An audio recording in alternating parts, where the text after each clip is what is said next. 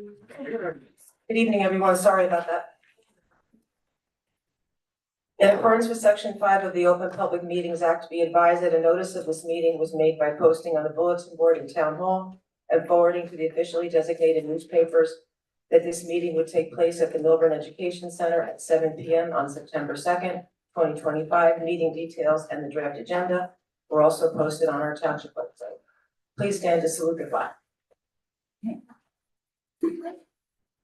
Pledge allegiance to the flag of the United States of America and to the republic for which it stands, one nation, under God, indivisible, with liberty and justice for all.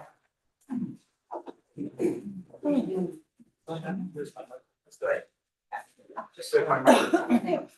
What? And get my microphone. Thank you so much. Okay, before we get started, I just want to pause tonight to honor the memory of Lieutenant Robert Kaiser, who passed away recently.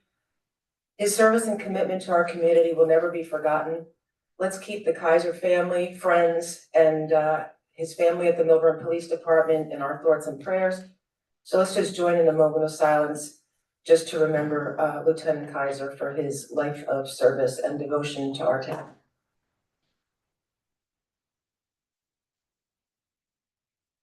Thank you.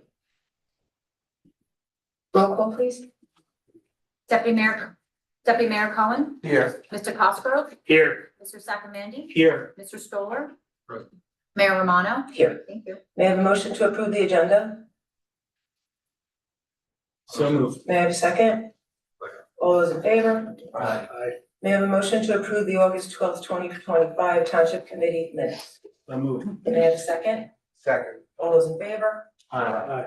May I have a motion to approve the August 12th, 2025 Special Township Committee minutes? So moved. May I have a second? Second. All those in favor? Aye. Okay, reports. So I'm going to ask members of the Township Committee to report on committees that they are liaisons to. And while I have the opportunity now, before we get to public comment, I just want to remind everyone that we are all neighbors and we are all members of this community. So we need to respect each other from the dais, from the audience. And we don't want to point out any members of the public or, anything like that. So thank you. Committee installed, would you like to start? Sure. I was present at the funeral for Lieutenant Kaiser, and it was very difficult, very, very difficult. But it was heartwarming to see the police from Nutley, Summit, West Orange, Belleville, Springfield, Montclair, and numerous other municipalities all show up and provide that emotional lift to our guys in blue. And they also did a 21 gun salute. So it was very moving. Always probably one of the most difficult things to do, especially had gone to a Lions a year ago. Okay, Recreation Committee. It's last call for fall registration and the Tour de Milburn, which will take place this Sunday on September 7th. Still not too late to get in if you want to ride in the Tour de Milburn. We're also looking for referees and officials. Any students ages 14 and up can work. Let's all understand those are our kids and our neighbors' kids, so let's not beat up the referees. But soccer, flag football, girls volleyball, see their rec employment page for more. You guys would not even believe some of the abuse these kids take, but good for them, learning valuable life skills. The Special Improvement District, Town Hall Plaza. We've concluded the second year of music and community program on Town Hall Plaza. We had 22 live music performances, 7 community events, and dozens of local business participate. And it was just a fantastic summer. We'd like to thank, on behalf of the sport team, they want to thank the Township Committee for all their support and constant presence at events. There's a 5-year anniversary mixer for Explore, which everyone's welcome to on September 15th. Free drinks, 5:30 to 7:30 in the courtyard in downtown. Food's going to be served from Evo and Lemon. and business property owners, et cetera, are invited to come. Board of Education liaison, listen guys, school's back in session, let's slow down. Everyone understands, those are our kids out there. No need to speed, extra 5 miles an hour is not gonna get you there any quicker if you kill a kid, or hit a kid. Let's just be cognizant that school's back in session. Our kids are out there walking to school, and let's show a little presence. Other than that, it was a pretty slow summer on the Mountain Valley Emergency Communications. I think we're doing that on the 17th. We just saw that meeting pop up. Flood mitigation we gave last week or last session, and we'll open that. Oh, open space tax fund. We've actually reviewed the bylaws and certain criteria, which includes an imperial matrix to qualify potential projects. We're working through that. That will be available, I would say within the next 60 days, 45, 60 days, in terms of what that criteria looks, but it's been a fantastic collection of folks on there. Dave's supporting me on that as well, where's Cosgrove. Affordable housing, I'm gonna defer to council. That's it for my reports. Thank you. Sure, it has been a quiet summer. I'll just talk about a couple of things, a couple of events. The third annual Cornhole Throwdown sponsored by the Core Hartshorn Arboretum is happening on September 21st between 1 and 4. Details are on their website. And the Friends of the Library are holding a community picnic on the 27th of September from 2 to 4. Also, details are also available on their website. As far as the joint fields, we had another meeting today. We continue to make progress. We are getting pretty close. We have some legal things to work through, but there should be more information coming on that shortly. And then there are a couple of items on the agenda that originated from the zoning subcommittee that we'll be talking about tonight. Made the second, Mandy? Sure, so the planning board will be meeting tomorrow evening, and we'll be voting on a new planning board engineer. So if you're interested in that, meeting is tomorrow night. For the environmental commission, they're going to have a booth at Rocktoberfest, which is on Saturday, September 13th. And they're also getting ready to print flyers with information for the community regarding the gas-powered leak blower restrictions. That's all I have.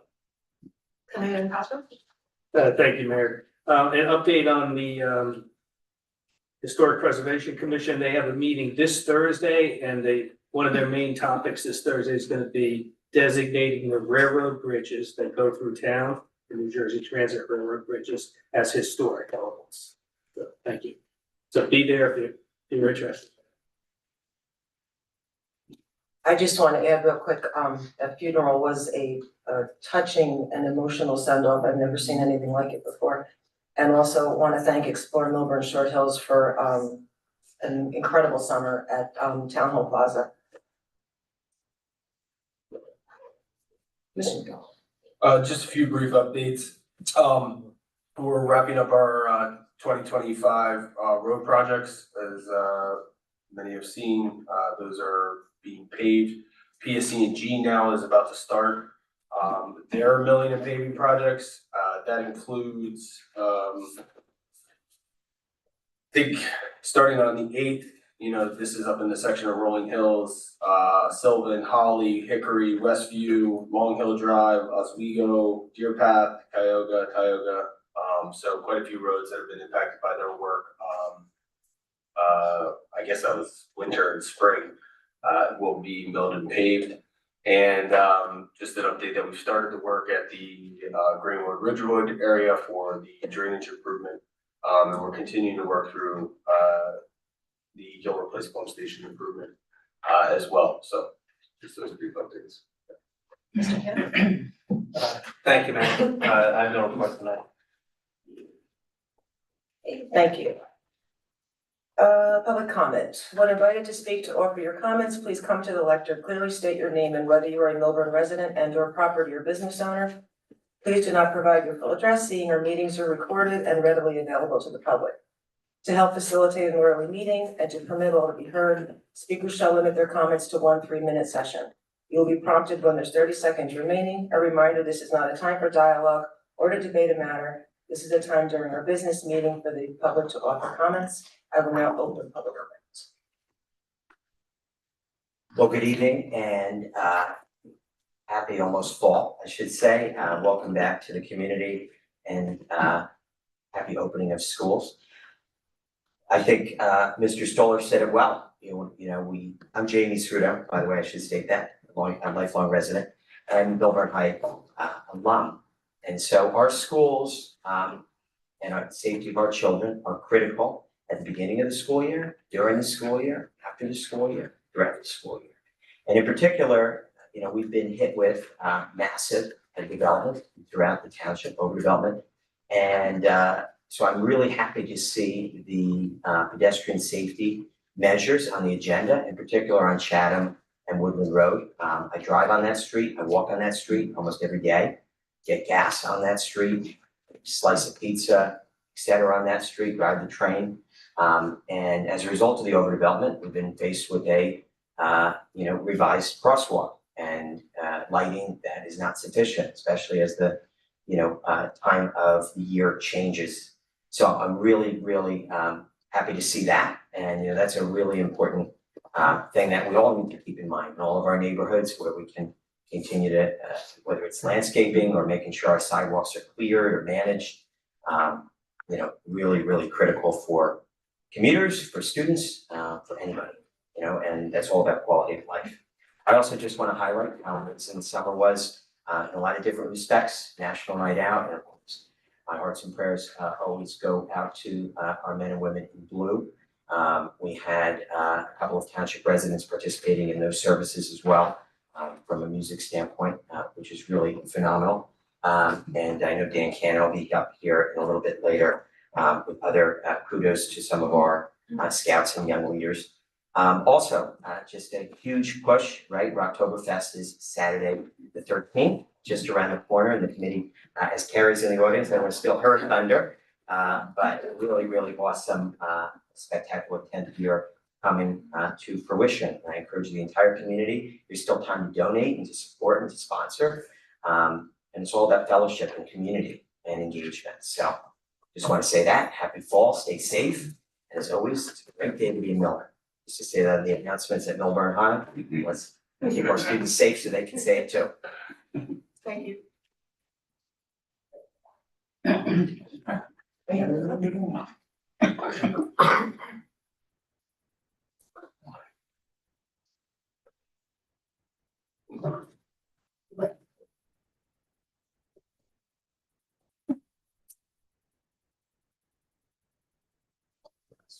Just hold this. All right, I'm trying to do any more damage tonight. Good evening, Phil Kirsch, Milburn resident.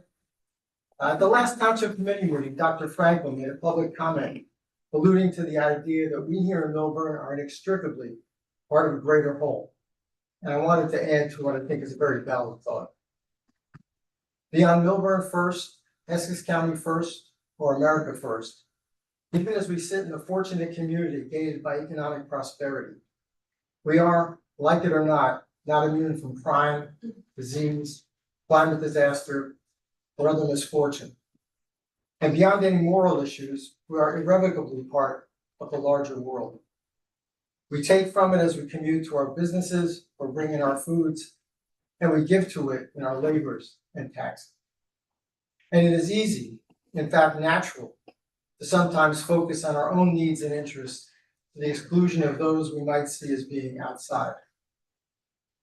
Getting more specific, I would still like to see a figure of how much in dollars of aid and services we receive back from Essex County in a given year, and hear from an informed county representative a description of the services provided, many of which may not be readily visible to us.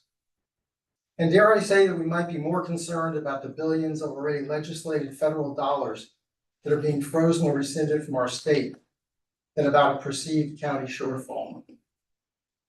But getting back to our part in the larger world, I would like to cite some figures from the township's user-friendly budget document that some of us may not be familiar with. Yes, we paid over $45 million in taxes to the county last year. Are we aware of the size of the bucket that came out of? That bucket held almost $10 billion. So we pay only one out of every $218. Excuse me. Or less than 1/2 of 1% of our wealth to the county. Additionally, we have an effective individual property tax rate here that is under 2%, while the median for the county as a whole is 3.51%. It's not a bad deal for Milburn, right? Thank you. Thank you.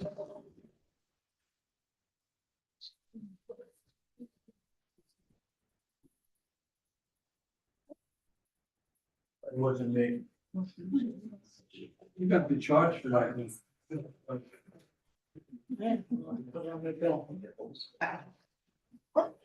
Breaking the property.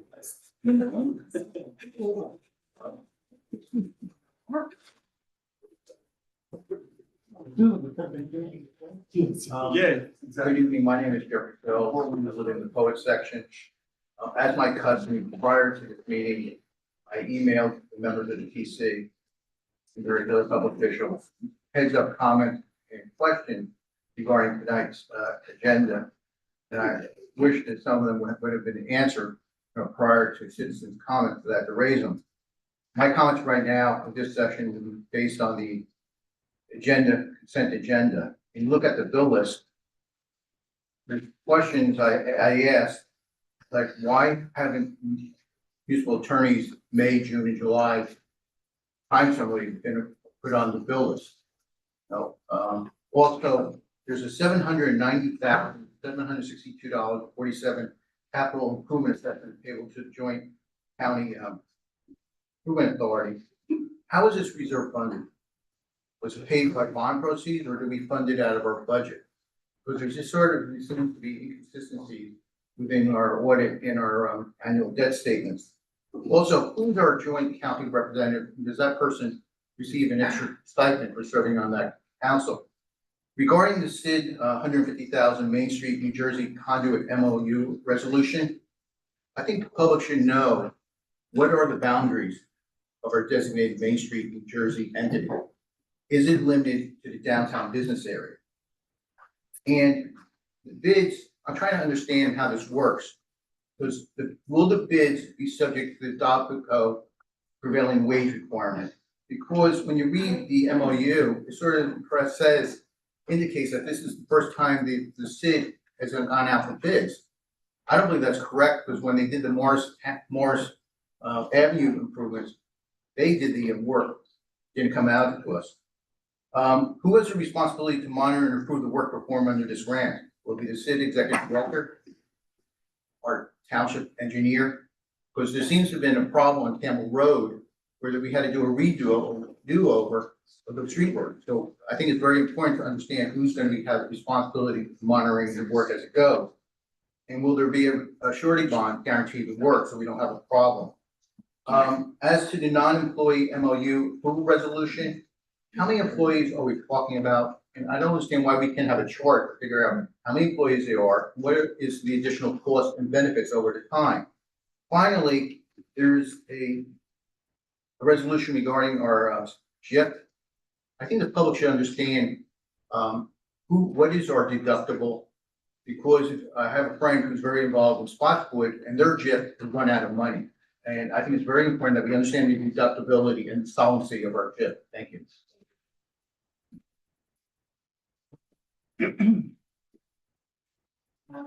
Carrie Schweikberg, I live in town. I'm here to talk about traffic enforcement. I'm kidding. I can't believe you all fell for that.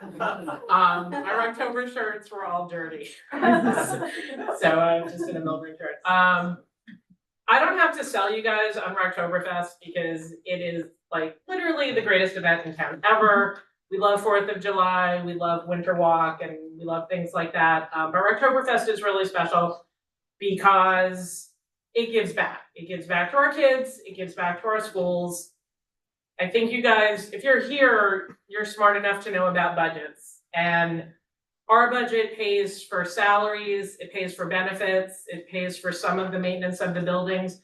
but literally every fun, interesting, innovative program that you are gonna see in the schools is either gonna be paid for by the PTOs or by the Ed Foundation. It's just the reality of it. So if you know this town, you know how committed we are to giving our kids the best. We would not have world-class robotics kids winning world-class competitions. We have invested a ton of money in technology, but also in like amazing programs that, you know, our special needs kids do. It really runs the gamut. Our teachers put in for, you know, that thing where, you know, for a program, they put in for it. We try to approve all we can. We can't do anything for the schools unless the money comes in, and it has to come in from somewhere. We've cut down on events. We don't have Milburn Schools Rock anymore. This is really the biggest and only event. So besides all of you coming, telling every friend and neighbor that you have, going up to strangers on your block and just saying, hey, you just moved here, do you know about Rocktoberfest? You can get people from other towns to come. People literally come from all over. It's really become this like lovely regional thing. So anyway, the only people who shouldn't come are people who don't eat, don't drink, don't like music or to rock out in the park, don't like to play because we have a great kids area, don't like to dance, don't like to shop because we have great vendors, and don't like to laugh. So if you don't do any of those things, don't come. It's really fine. But the other thing in my 30 seconds that I would just like to say that I usually don't bring up at these meetings is a lot of towns that are similar to ours will actually have mandatory check writing for PTOs and things like this. Places out in California, in Connecticut, Milburn schools are the best bargain that we have. So you can also go to our website and donate any amount to the Ed Foundation. The kids will appreciate it. Everyone will appreciate it. Thank you so much and have a good night.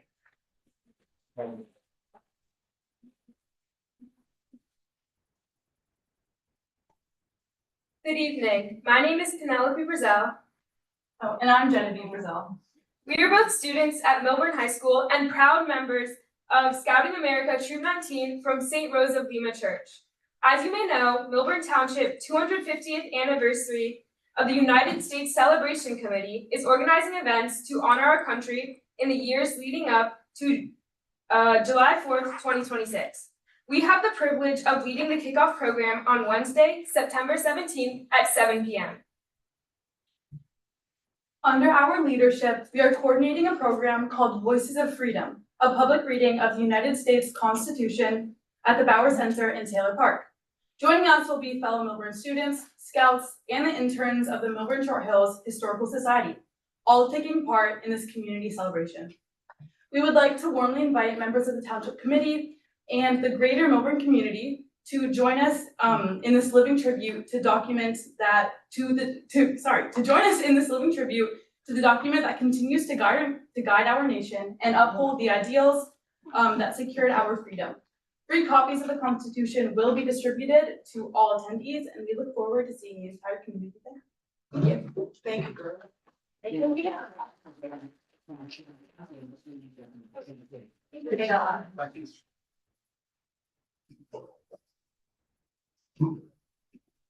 Hi, Chris Heinrichs, town resident. I just want to say, stormwater control regulations are under new business tonight. I think it's very important that these get passed with all the overdevelopment in the town. I think this is the least we can do to make sure we're helping out with our water management to protect homeowners and business owners. Thank you. Thank you.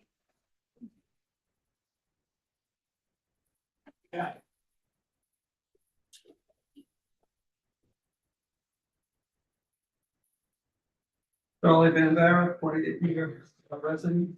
Welcome to the light. Charlie Van Vera, 28-year resident. I've recently learned that a longtime contributor to our Milburn community, Sarah Sherman, has sold her home and is moving to another community. First, I'd like to acknowledge and commend Sarah for her significant contributions to our community, specifically to the Flood Mitigation Advisory Committee and to the Milburn Public Library. I'd like to personally recommend that Sarah be cited publicly and thanked for her efforts. I was privileged to work alongside Sarah on the FMAC. She played an important role in publicity and public awareness. Over the past 18 months that I've been involved, the mission of the FMAC has changed. Current and more immediate emphasis is on engineering solutions to reduce the impact of flooding in the near term and to undertake projects to prevent flooding, which will take longer to fund and implement. Because of this, it's an opportune time to transition, to thank and acknowledge Sarah, and then to part ways. The FMAC is a residents community, one of our township's many volunteer citizens committees. Being a resident has always been a common sense qualifying condition. To have non-residents sitting on a committee sets a bad precedent and should not be allowed. Therefore, if she hasn't already done so, I must respectfully request that Sarah be asked to resign her township committee post, as has been the traditional practice in our town. Again, my sincere thanks to you, Sarah. I wish you many years of luck, health, and happiness in your new home. My first matter. Second matter, I just had knee replacement surgery and had a temporary handicap tag. And I realized how terrible the handicap parking situation is in town. I suggest that you pretend you're handicapped and ride around and just try to find a handicapped parking space. There's one by Basilico, there's one by Duncan, there's one by the Clock, and there's two across the street from Live Breads. That's terrible. We should be ashamed of ourselves. So I really hope you'll visit that and take a look at the handicap parking in town. Hopefully I won't be needing it for much longer, but there are people that depend on it, and it's nowhere near where they need to be. Thank you. Thank you.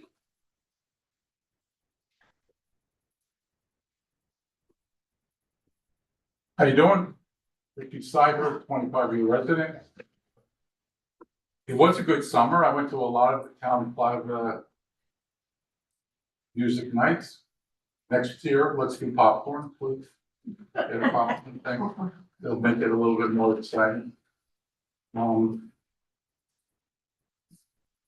After Charlie Cook, I was gonna make a comment and ask a question, but I guess I still will.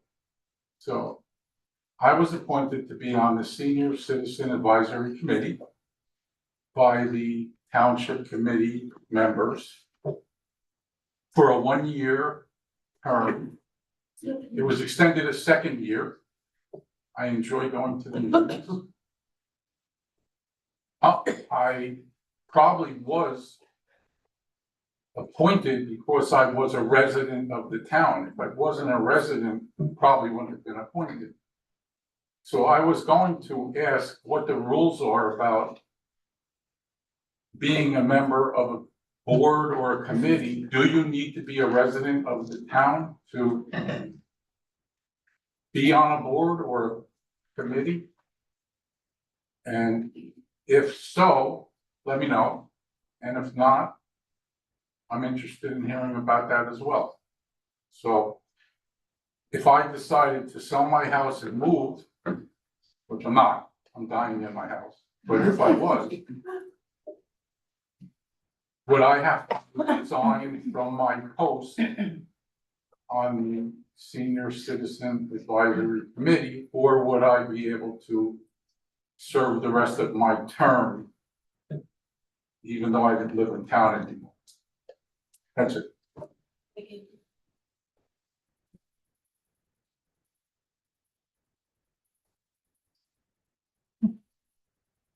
Hi, I'm Jorge Mastripetro. I'm the resident here. I'm happy to see today that we are going to talk about safety, pedestrian safety. I live in the Glenwood area. I commute to the city almost every day. I go to the train station and I talk about this with, I send an email to everybody. I thank you for those who answer me. who respond to my emails. I feel that the pedestrian safety is a priority in it should be a priority in our town. It's very dangerous, the situation that we have in Chatham and Woodland. I talked this 3 months ago in the pedestrian safety committee. Today, first day of class, the school, and nothing changed. I saw today, we have a camera there. I don't know it's the second time that we see a camera here. I don't know what we are expecting to see.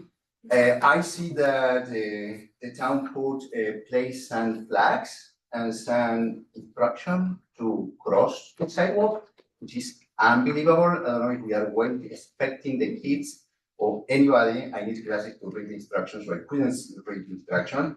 If you cross the street with a flag, because I don't see anybody doing that. And when I see that, it means there is a problem. Because if we need instruction to cross a sidewalk, because there is a problem. So this is absolutely important. I don't know why the town engineer said that this is fine. It's not fine for me.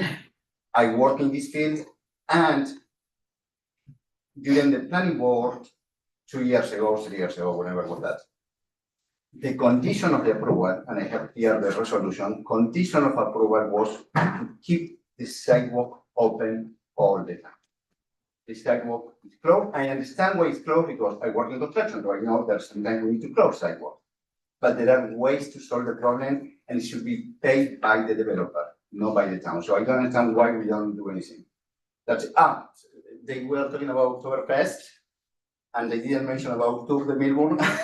They talk about July 4th and all those events. This Sunday is Tour de Melbourne, so I hope to see everybody there to this bike event that is for the community. Thank you.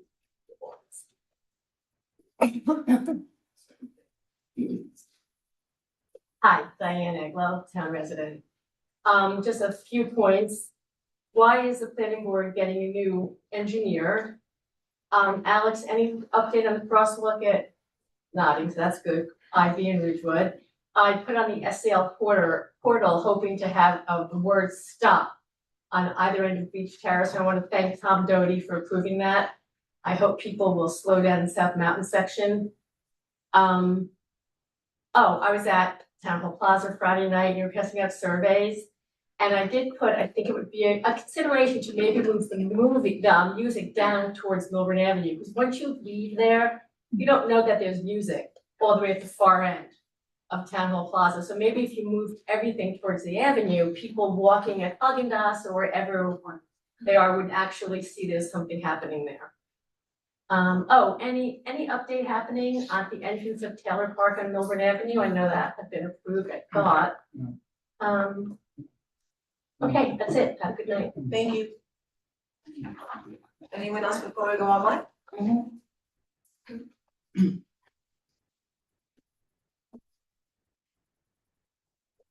Sorrel Reef, here in Milburn since 1992. And right now, I guess it's okay, it's not my exact address, but Brookside Drive. And I'm bringing up the construction and let me see if I can move this. I'm short.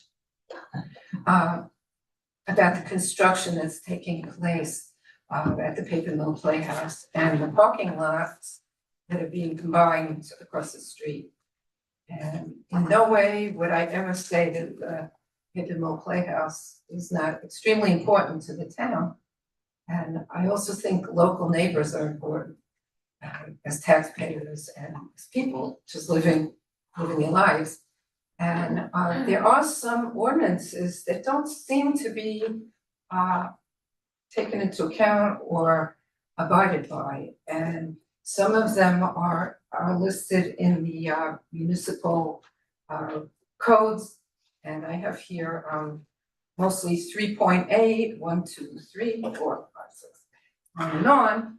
And they have to do with, we know that construction has to take place, but they have to do with protecting the environment as much as can be. I mean, because yesterday there was on a holiday, a public holiday, where things were closed, there was construction there in the parking lots. And I was kind of surprised, but I know that they're trying to get the parking lots paved and everything in order to have time for the shows to begin. They coordinated it with, I think, the show schedule. But there are, if any of you drive down Milburn, down Brookside, you'll see that when I saw pictures on television about Utah, I said, oh, that looks like Brookside Drive. There were these big mountains, seriously like a range of mountains, and they weren't covered with anything. The trucks go by, they're not wet down at the end of the day, which is in 3.8.1234. Look at it. There's a chain link fence. Oh, You have 30 seconds. You have 30 seconds. anyway, they're not, the fences, the fences are chain link and they're supposed to have a covering around them, and they don't. There's partial one, and then there's just a plastic thing in front of the parking lots. So. Thank you. All right, I have some time to speak. I'm also a Brookside Drive resident, and basically this has to do with protecting us residents from the. I'm sorry, can you just give us your name, please? I'm sorry, That's that's Patricia Wolf, Brookside Drive. Thank you. This basically has to do with protecting us from the dust and debris that's happening, floating over our houses and into our houses from the construction. I've read through the township rules about construction. And an example is that if you are doing construction, there should be a chain link fence with a covering over it, so all of it doesn't come on top of us. And there are other issues with the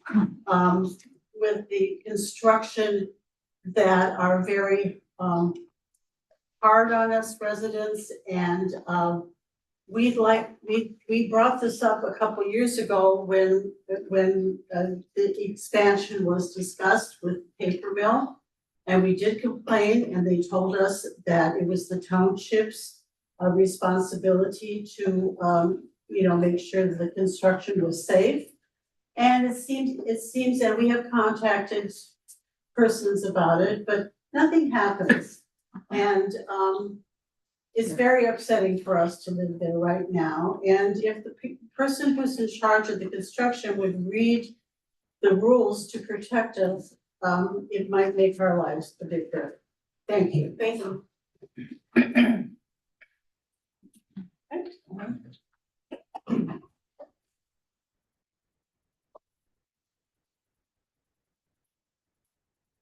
Christine Best, Milburn Township. I want to comment on that Brookside Drive comment. That is so unfortunate, and I feel really, really badly for you. I went through my own construction thing, and you should continue to articulate your frustration because it's totally wrong. I just want to talk about a few things in regards to engineering in particular. The first one that's really important to me is the continuing of Sarah Sherman's position on the flood mitigation committee as a potential non-resident when she gives up residency. I can't even believe that's even on the table for anybody. If you're not a resident, you shouldn't be serving on any committee here unless you're a hired employee of the town. There's so much conflict of interest that could occur. It is absolutely unacceptable. And actually, Annette, I think you offered to put me on that committee, and I was doing the HPC, but I'd be willing to take that on as a responsibility. I'm busy if you need somebody, okay? So I also wanted to talk about Campbell Road because I actually watched that road under construction, and I was quite disturbed as to the quality level of the sort of, I don't know what you call it, but it's sort of like a ditch that they build that, they build it with curb block, and it's sort of like a little ditch. And that's one of the historic landmarks of Short Hills. The style and the way that we do our curbing is very unique and quite beautiful and lovely. And it's actually falling apart everywhere. If you notice, particularly up on Old Short Hills Road, people have created their own curbstone and they just pile rocks everywhere. It's hilarious. I'll take photos next time. But I find it really interesting. This is a new creative way to do curbstone because we don't have it. And I know that in my neighborhood, we had our roads done very well because I watched them actually and complained about it because there was nobody from engineering to do that, which goes to my next point about township engineering. Thank you for hiring a planning board engineer that's going to be new and specifically focusing on the planning board. I think it is the best idea ever. You are clearly overrun with too much work and the engineering department should grow, which means that financial allocations from things like the paper mill or good feel-good events need to go back to basics so we can pay for the appropriate amount of engineers to monitor things like construction projects so dust doesn't get in people's homes, roads are done properly. You can't just like throw black macadam over, curbstone and think that's acceptable. It's not acceptable. People pay a lot of taxes. I also want to talk about the corner of Brantwood Terrace and Hobart Avenue. I'm sure no one probably seen this, but that house is a new construction house. And clearly it wasn't signed off properly by engineering, or maybe they never put in a permit. I really don't know, but literally their entire front yard is a landslide and has knocked their fence down. And it goes again to the management of the engineering department, and it's very concerning to me to see things like that. Thank you. Okay, thank you.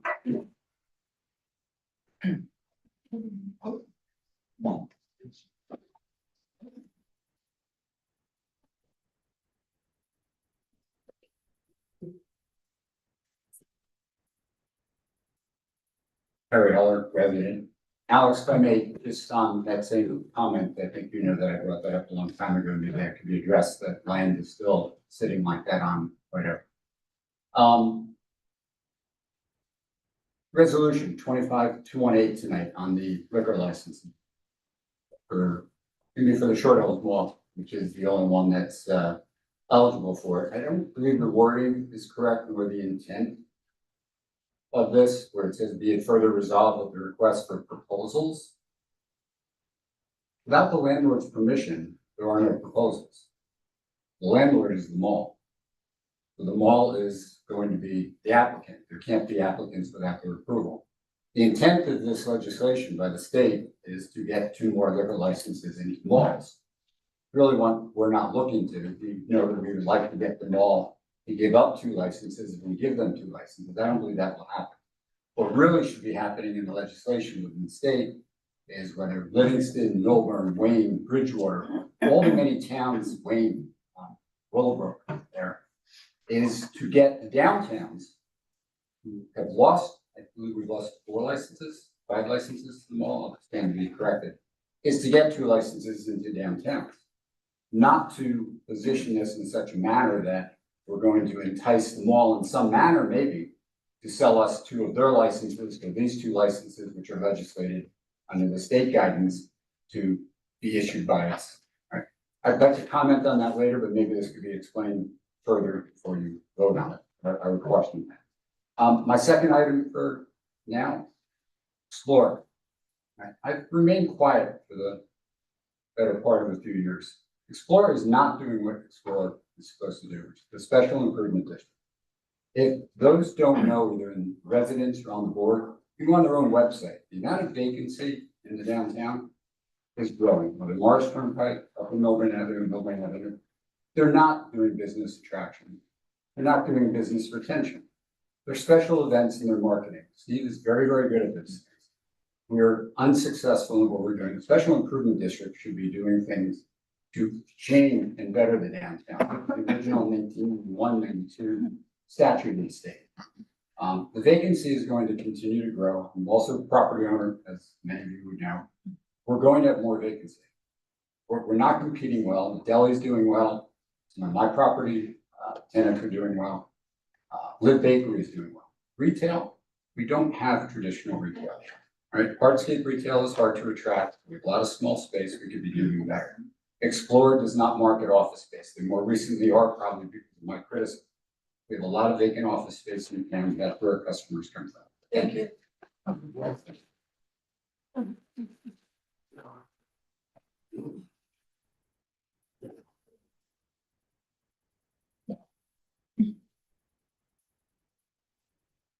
Jean Pasternak, resident. I just wanted to agree with Jorge's comments tonight. I regularly also go down in that direction past 85 Woodland. I can't tell you how many times we've had close calls, especially when it's darker. It's really not working. It's too narrow for both, vehicular traffic as well as pedestrian.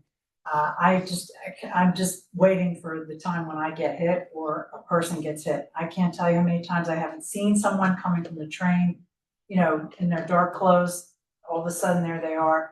It's just not well done. That sidewalk needs to be open and we need to widen the road again. Thank you. Thank you. Anyone online? You have no hands raised? Then I'll close public comment. Committee installer will start or? Might as well. I'll start. Jorge, I agree 100%. I mean, honestly, if we're gonna let them build the complex and they're not living up to their obligations under that, we need to hold them accountable. So I would like to know whether they are being held accountable and what their obligations are. There's nothing more important than our children. It's not good to be apoplectic after a kid gets hit. Why not be apoplectic now? And I say that in a lot of the different things.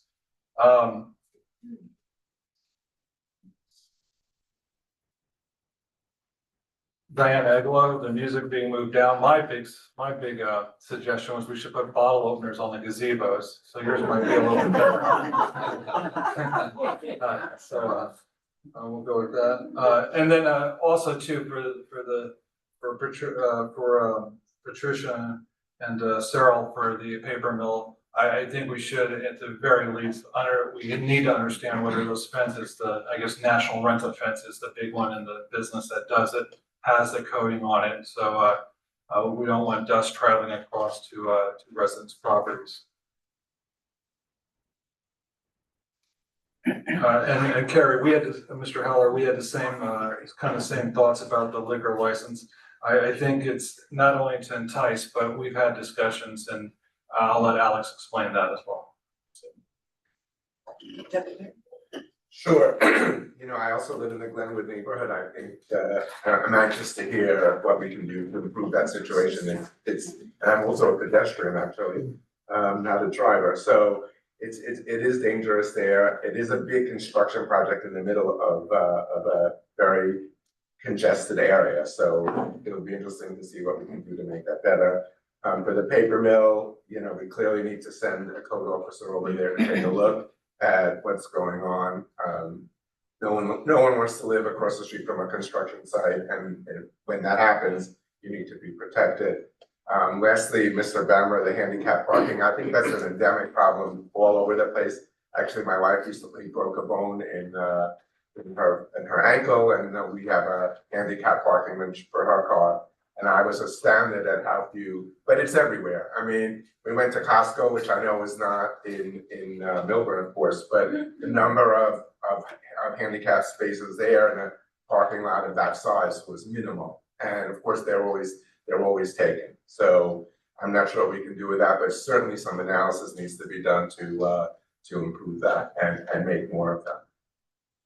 Thank you. Can I get a second? Sure, so I'd like to thank Ms. Strasberg for reminding us all about Rocktoberfest. It is truly a fantastic event, one of the events of the year that we have here every year in Milburn. So I encourage all of you to attend. I also encourage all of you to go on their website and donate, you know, whatever amount you can. The Ed Foundation does so much for our schools. We wouldn't have some of the fantastic programming we had without their assistance.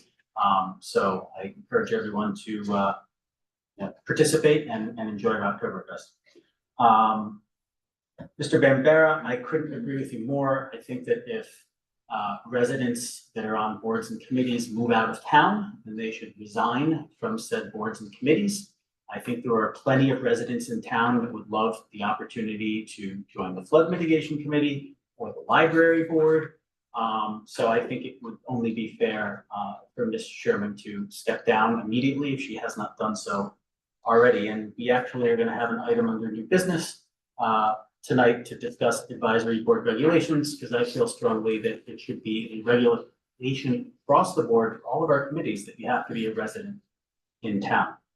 So we'll discuss that further later. Jorge, thank you so much for coming out and bringing up this issue of pedestrian safety. I know you and I have talked about this in the past. We have an item on the agenda tonight to take a look at that specifically. I agree with those of you that said that the developer is not following the agreement and the requirements set forth by the planning board.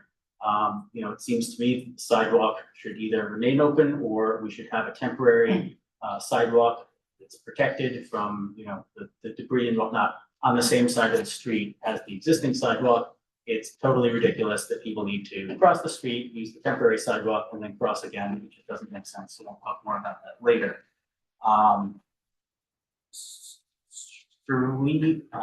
butchering your name, I'm sorry. Sorrel and Patricia, thank you very much for bringing the issue to our attention. I think that one thing that we've seen time and time again during these meetings is that code enforcement is often lacking. There's just a lot going on and they can't be everywhere. So it's always good to report these things. I'm a little concerned. One of you said that you did actually speak to members of the township, and sounds like things fell on deaf ears. That's unacceptable. You need to get to the bottom of that. I remember when I was building my house years ago, we were required to put a fence and to have plastic on that fence. And they also were required to have water on site so that when they were doing demolition, they could spray things down to keep down on the dust. It's really important that these regulations are followed. No one wants a huge cloud of dust, just blowing towards them. I would like Mr. McDonald to look into this and make sure we have zoning enforcement out there and whoever else we need out there to take a look at this and monitor it much more closely, especially since, the town owns the land. We should be setting a good example, whether we're doing the work or not. We should be setting a good example. So let's do better on that. Mr. Heller, I do agree with you. I think that on a state level, they need to reevaluate how liquor licenses are allocated. Certainly in other states, it seems like a restaurant that wants a liquor license and can afford to get one can.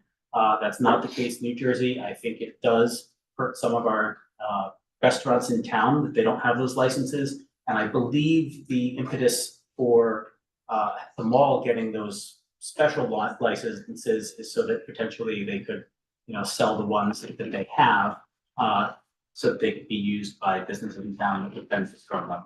But I will defer to Mr. McDonald on explaining that to the extent that we can explain. That's all for now. Thank you. Yes, thank you, Mayor. A few comments, some might be repetitive. On Chatham Road, the development going on there, it's on the agenda for later, so I'm not gonna spend a lot of time on it. But I was at a lot of those meetings, and the concept I came away from those meetings, and a lot of residents who came to that meeting to talk about pedestrian child safety. There was supposed to have been a device, or an alleyway constructed on the south side of Chatham Road to protect anybody walking on that side. When I look at the resolution that was approved by the board, by the planning board, paragraph 21 specifically says the applicant shall ensure access to all, emphasizing that all public right-of-ways and sidewalks is maintained and not impeded in any way during the construction project. For those of you who are not familiar with that site, there's 3 pedestrian ways around that. There's a macadam path, there used to be, that went along the stream on the Chatham Road, on the Woodland Road side. There's a sidewalk that used to be there that was on Chatham Road, and of course, there's a sidewalk that goes down Woodland.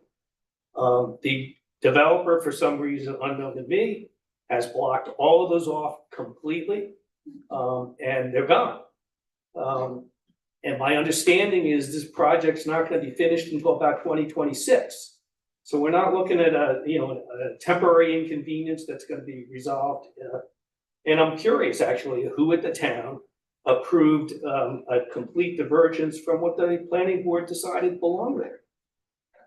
Next would be were a few comments about the flood mitigation, and so folks know, I don't think we want to lose institutional knowledge on any committee because someone moves out of town and they're going to finish out their term. So those are my thoughts on it.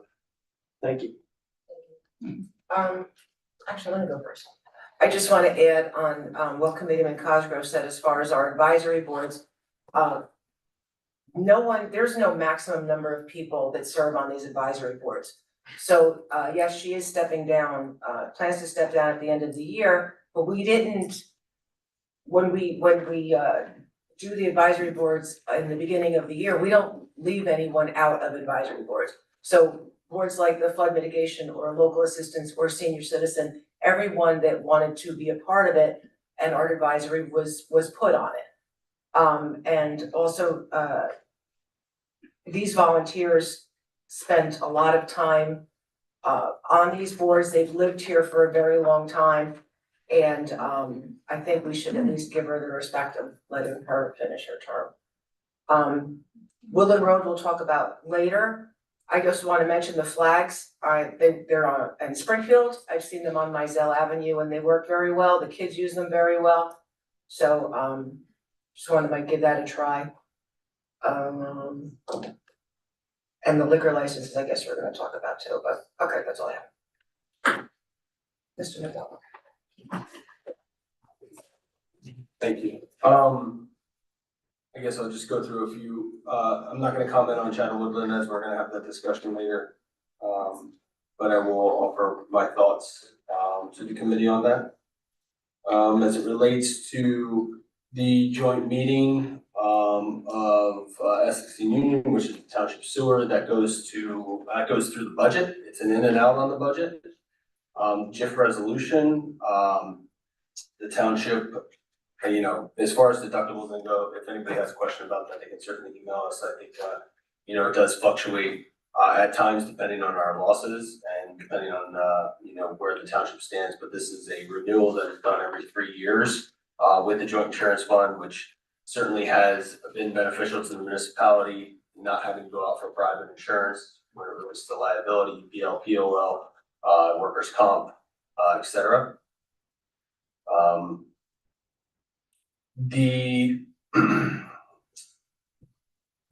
As it relates to the paper mill, I do appreciate you bringing that to my attention as well. I haven't seen an email or correspondence regarding it, but happy to have code enforcement go out and take a look. I think it just should be mentioned that obviously when in the ordinance, when we were talking about water on demolition materials, we're not talking about dirt and the movement of dirt, but certainly when a property is demolished, prior to that demolition, asbestos is abated. And I think when that was originally reconsidered in 2018, individual was concerned that even though you say the asbestos is abated, maybe it's not, it should be wet down prior to and during the demolition of a property. But we'll certainly take a look at your concerns as it relates to the paper mill projects.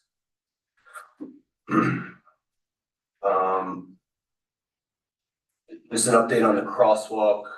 In particular, it's more about the curb ramping for Ivy and Ridgewood. The township is planning on going out to bid within a very short period of time here. Our goal is to have that finished before the weather turns, and we do not have the ability to pour concrete, but all the curb ramps that are planned through this TDBG grant should be completed before the winter time.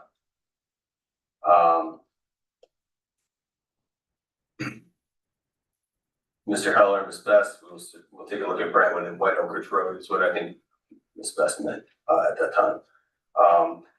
And as it relates to the liquor license on the agenda, I'm gonna let council comment on the RFP status of it, but just so everyone is aware, and I think Committeeman Secretary Andy said it, is that, this is a little bit of playing with the hand that you're dealt. We were provided a law that allowed for those towns that have regional malls, particularly of a certain square footage, that additional license would be available to the township to distribute, sell to those malls. I think that the advantage that we have in that situation is that we hold the licenses, and should we not be able to get some sort of reciprocation in the sale of an additional license from the mall, we can continue to hold those licenses. That is the avenue of approach that we're taking with what we're dealt with, what we're dealt with this time. As far as why it's an RFP, I'll just let Mr. Cantor comment on that. Yes, so thanks, so it's an interesting law because there's only, obviously, the Short Hills Mall is the only one in town that has 750,000 square feet of mall that could put the RFP in. But it's gonna be a proposal process, and as Mr. McDonald said, we are looking for one license to be sold back to the township. We're gonna work through with Short Hills attorneys on that. It'll be part of the proposal is they're going to agree to sell one of those licenses back to Short Hills if we're going to issue 2 new licenses to the mall. And they're having conversations around that with the mall. I don't want to get into too much, it's still under contract negotiations. But it's not a bidding process, it is a application or proposal process, and we'll put the specs out to the mall. We want to make sure the mall qualifies, it has to be, but we're pretty sure that the Short Hills Mall does, but they'll an application or proposal, we'll put it out, they'll respond, and as part of that proposal, we will be asking them to give up one of the licenses they have back to Short Hills, because the 2 licenses that are issued to the mall can only be used at the mall. And as far as the committee status goes, some of our committees are statutory, and the laws would provide whether or not they have to be residents, like for example, planning board, they have to be residents. Some of our committees are in the code, and I did a brief search of our code, and most of the code provides the members are residents. These advisory committees that aren't in the code, it's probably at the discretion of the board if it's not in the code, what they want to do of the resident or not status. I didn't see the senior advisory committee or the flood mitigation committee in the code when I just looked for it. But the committees that are codified do require residents for members. They don't have to, but that's the way we organize them.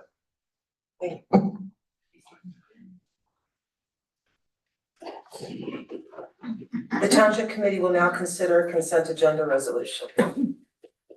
Are there any comments from the committee in regard to any item listed on the consent agenda? May I have a motion to approve resolution 25-209 through resolution 25-220, which are listed on the consent agenda? So moved. May I have a second? Second. Roll call vote, please.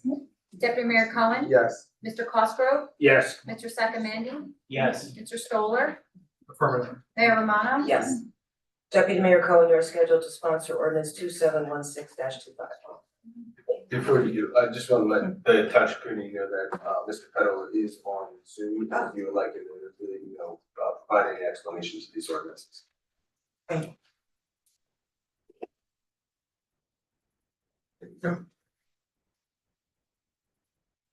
I would like to present an ordinance entitled Ordinance 2716-25, ordinance amending and supplementing the Township of Milburn Development Regulations and Zoning Ordinance. This is the one, this is the lighting standards one, correct? So as part of the work that we've done on the zoning code subcommittee, there really weren't any lighting standards at all, or they were pretty out of date. And so we spent time, actually, Graham spent a lot of time coming up with new ones. We tweaked it on the committee, and that's where the ordinance is. Graham, if you'd like to add anything, please do. Sure, Mr. Cohen. Good evening, everyone. Graham Petto here this evening as Township Planner. As Mr. Cohen mentioned, this is an ordinance that is a product of the Zoning Code Examination Subcommittee. It really contains 2 component standard sections. The first is lighting standards. The present ordinance defines lighting standards by zone district rather than development or building type. Therefore, development in residential zones, for example, does not have explicit lighting standards. The new ordinance that we put together creates lighting standards and requirements for a lighting plan submission to the land use boards in the township with a series of requirements, including lighting intensity, lighting color, security lighting, a series of standards that were not contemplated previously within the ordinance. The second component of the ordinance before you this evening for introduction is a landscaping requirement. It now introduces a full landscape plan requirement, inclusive of canopy coverage, other tree planting requirements, size of planting, and additional requirements for landscape features. At the request of Mr. Stoller, following last meeting, I did reach out to the Township Forester, who did provide review and comment of the ordinance draft that's before you this evening, and we have incorporated all the comments that we received from the Forester in due course. Any questions? Happy to address. Thank you. Sure. Okay, I move that this ordinance be taken up and passed on first reading, and that the township clerk be authorized to have the ordinance published in accordance with law in the item and for a hearing and final passage on Tuesday, October 7th, 2025. Please be advised that the public hearing of this ordinance will be held at the Milburn Education Center located at 434 Milburn Avenue in Milburn. May I have a second? Second. Roll call vote, please. Deputy Mayor Cohen, Yes. Mr. Cosgrove, Yes. Mr. Sakamandy, Yes. Mr. Stoller, Affirmative. Mayor Romano. Yes. Thank you. Committeeman Cosgrove, you are scheduled to sponsor ordinance 2717-25. Thank you, Mayor. I would like to present an ordinance entitled ordinance number 2717-25. It's an ordinance amending and supplementing the Township of Milburn Development Regulations and zoning ordinance. It again is a result of the efforts of the zoning review board. And it does deal with the placement of AC units and accessory dwelling units. And Graham, if I may ask you to. Sure, happy to opine. Thank you, Mr. Cosgrove, for the initial introduction. So yes, the ordinance before you this evening regarding accessory uses in residential districts does three things. First, it clarifies the location of HVAC units and prohibits rooftop placement of such units within residential zone districts. It also creates a replacement exemption provision for those units being replaced in kind in the same location that are no larger than the existing size. The second is that the ordinance also clarifies treatment of accessory structures in their relation to a principal structure. So those accessory uses or structures that are affixed or attached to the principal structure are subject as principal regulations, principal structure regulations rather than accessory, for example. And the third and final thing that the ordinance before you this evening does is it distinctly prohibits accessory dwelling units within residential districts as well. That use was not contemplated previously within the zoning ordinance, but the Zoning Code Examination Committee felt that it was important to stress the prohibition of such uses within residential districts. Any questions? Happy to advise. Thank you. Thank you. I have a question. You have time? So does that, so from our previous discussions, that does not affect current existing infrastructure that's in place or current applications that are in front of the planning board that were done prior to this. Is that correct? That's correct. Yeah. So things that have already received an approval or, are in process, under current permitting structure would not be subject to the new regulations. This would be applicable under the municipal land use law time of application rule, new applications for these features. Okay, so current applications that are in process, are those affected where they'll have to go back and change their plans? That's the question. No, if those applications, the effective date is stipulated within the ordinance. So this ordinance will take effect following the second reading and passage.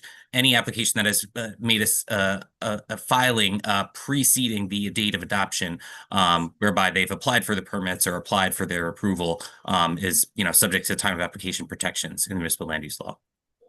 Okay, and just to be on the record here, it does not affect current infrastructure.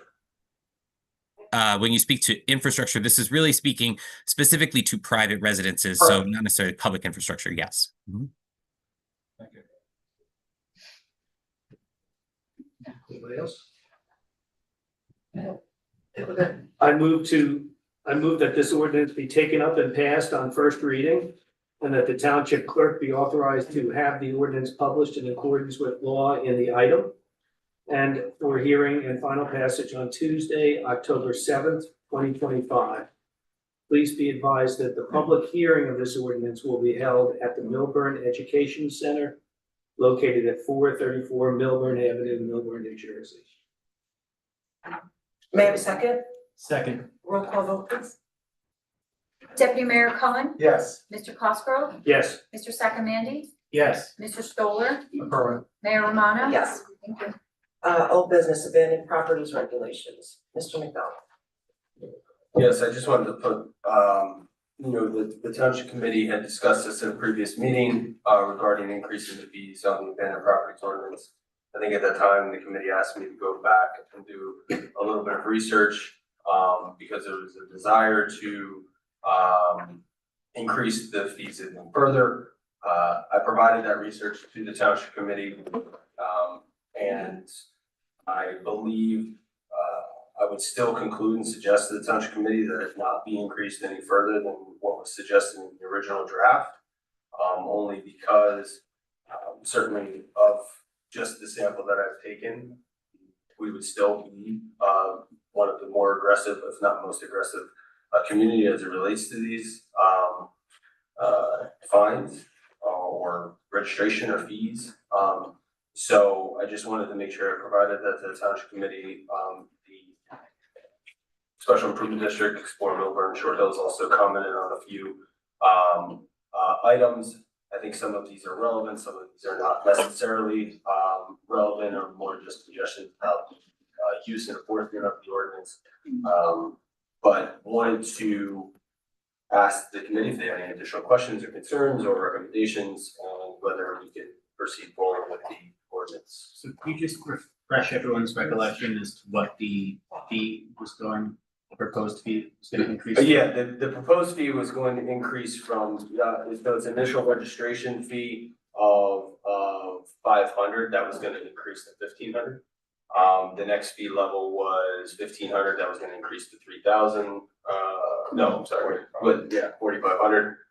And then the next fee level was $3,000, that was gonna increase to $9,000. And the final renewal in the fourth year was $5,000, which was gonna increase to $15,000. That is 3x of every fee category that we currently have as it relates to event and private. Okay, that put this at the top end of the spectrum, then I guess that would be fine, because if you put it too high, it's my understanding that that could be challenged. Right? Correct. I think we need to be able to have the ability to justify the reasons for those fees and that we're charging those fees, which I think we can do in most cases as a result of the lost tax revenue for these properties. We just did a brief analysis of that myself with the help of our tax assessor. And I think that would be a way to justify the increase in the fees. Honestly, I would still go higher. If we want to get people to fix those properties up and move the properties, et cetera, I can give a rat's ass about justifying when we have properties just sit there and we just collect fees on it year after year after year. We see the progress of certain buildings in town today and what they can be and what the effect on the local economy will be. You know, I think anything we can do to accelerate that growth, we should do. So I would suggest you can start with triple and see if it has any effect, and certainly next year, then we make it 5 times. Yeah, I think the point is too, is that this, it won't be effective if it's challenged and we're not gonna get asked to put it somewhere else, right? Or back to the way it was. I think being effective is sort of finding a level that is both effective in what you described, Mr. Stoller, as well as maintaining the ordinance in place. And I think that one of the key things to the way that the ordinance was drafted was that it is not just applicable to, back to your previous question, applicable to new properties. It would also apply to the properties that are currently on that list. Yes, you need. Okay, just as long as there's consensus, and I'll put an introduction, ordinance for introduction in front of the township. One question, so I see here that Sid made some recommendations. What can we do about this loophole they point out with other building where the first floor is poorly, according to the document? Yeah. The first floor is poorly maintained and the owner is not under threat being put on the list. Is there something we can do about that? Because that is kind of a blighted property. Yeah, I think one of the difficulties here is that there's a difference between almost like an abandoned properties ordinance that, you know, every community has established, and I think what is maybe being referred to as more of a vacancy tax. And so the one thing that they did suggest, and I will look into whether that can be incorporated into the ordinance draft, is the ability, because of the residential exemption, that would help in terms of even if you have residents living above the property, but your first floor has remained vacant for the last 5 years, 4 years, 3 years, whatever it is, you should still be able to be a part of this list, because that part of your property is, you know. Absolutely. Absolutely. So Can we look into Vacancy tax. vacancy tax? Do we have? we went through that before. I don't think you have the ability to, in the state of New Jersey, to issue a vacancy tax. That, I think this would essentially kind of serve as that, because where a lot of properties do get this loophole, which is, well, I have my residents, you know, living above that are, so the technically the building is occupied, it's not been, it's not meeting any of these criteria, but the first floor has been, you know, empty for, you know, a number of years. But the argument that that was tax revenue would still prevail, because the assessment would be lower if it's only being based on the occupied residential apartments upstairs. So we would still have that argument. So if we could bundle it into this one, then that would be good. Right, and could we just maybe have Jared take a cursory look and make sure that we're not allowed to do a vacancy tax? Because if we are, even for the first, it's something we can do, it has to be tested, but it sounds like that could be a good idea. I know Mr. Heller, I think, brought up the amount of vacancies in town. So a vacancy tax might help motivate some of those landlords to get the spaces leased out more quickly. Sure, I can take a look over that.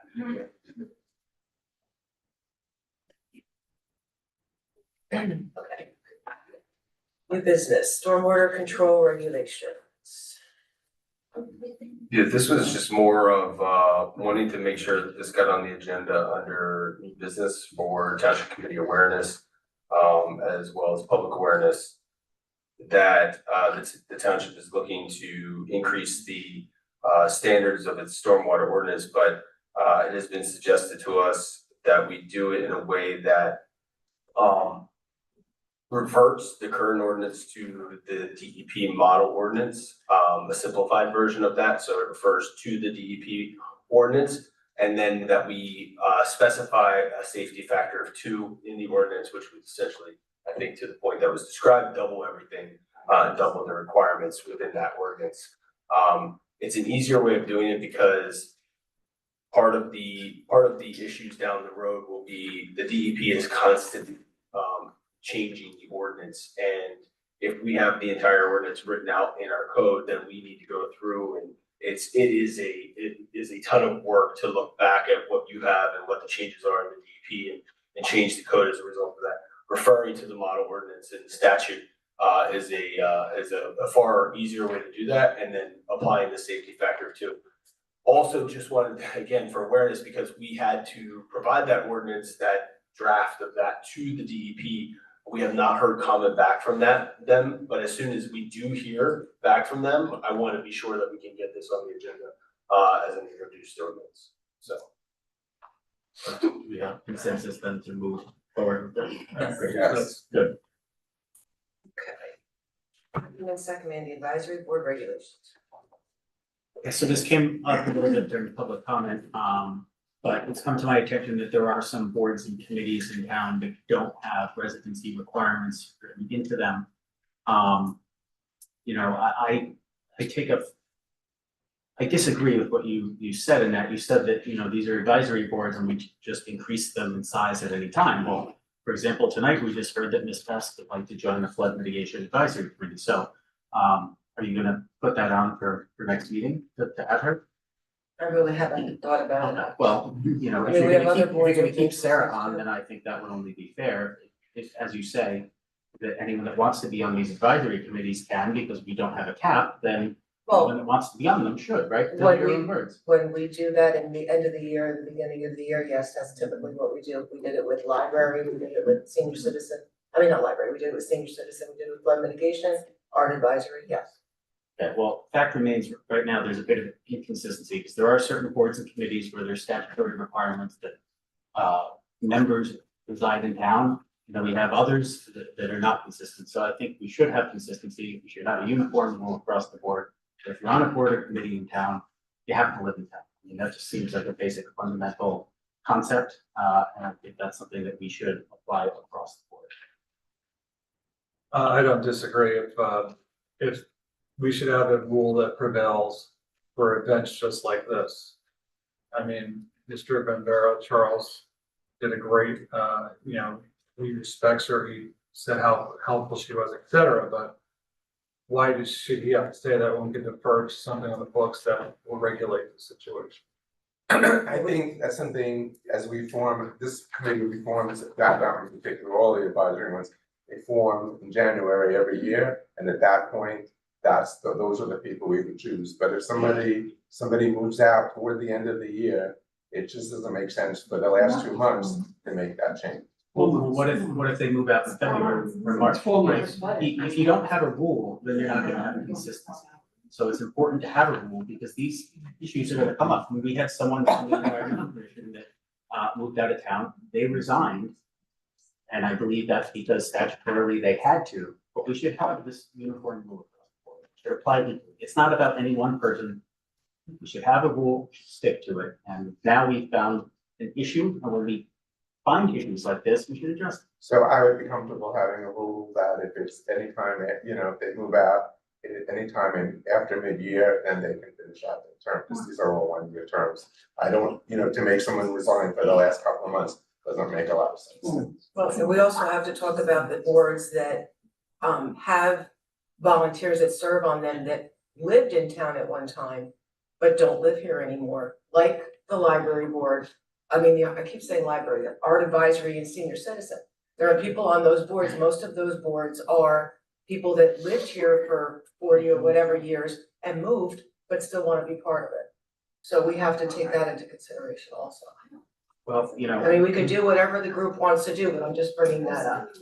when you live in the town, you get to be part of that community and you get to give back to that community. When you leave the town, you still want to be involved in the community, you can find other ways to do so, but I don't think we should take, well, I don't think we should take spots away from people. We didn't take any spots away from anyone. And again, that goes back to my point that if anyone wants to join at any point during the year, should we let them join, right? We should have a consistent thing. With our land use boards, we do fill spots with our land use board. Okay, so why would we not apply that same rule to the advisory board? Well, Why that's would we something not that have the a group would have to look rule at across the changing. board? We'd have to look So at maybe changing we, some. Alex or Jared come up with a standard and That's fine. we'll put it to a vote and let the chips fall where they may. That's fine.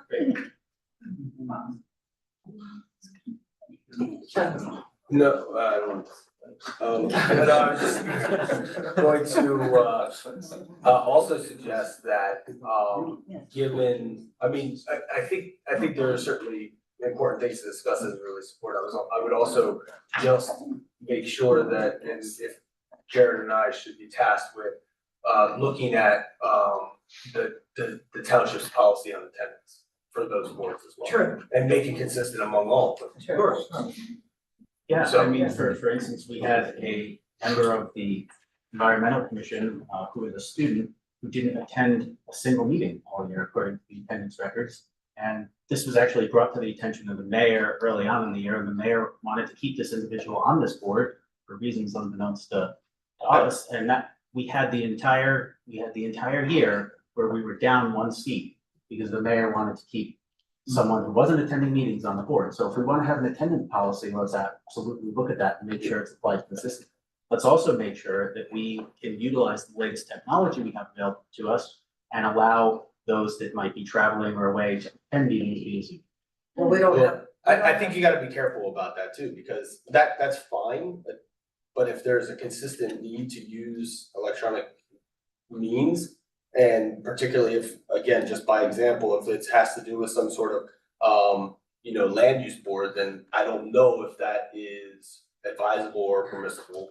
And so I think, again, among all of these things being discussed, I agree, there should be consistency, because it also puts staff in a position where people are asking, well, can this person do this and can this person do that, or can we get rid of this person, or what?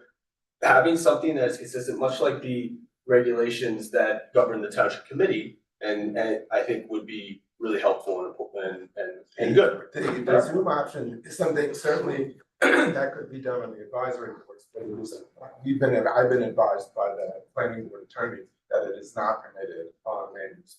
I don't think it's done on the advisory boards either. We'd have to check the other land use boards. But they're all land use boards, they're all reviewing applications. Right. Some have different standards. And then, I'm gonna go down this rabbit hole.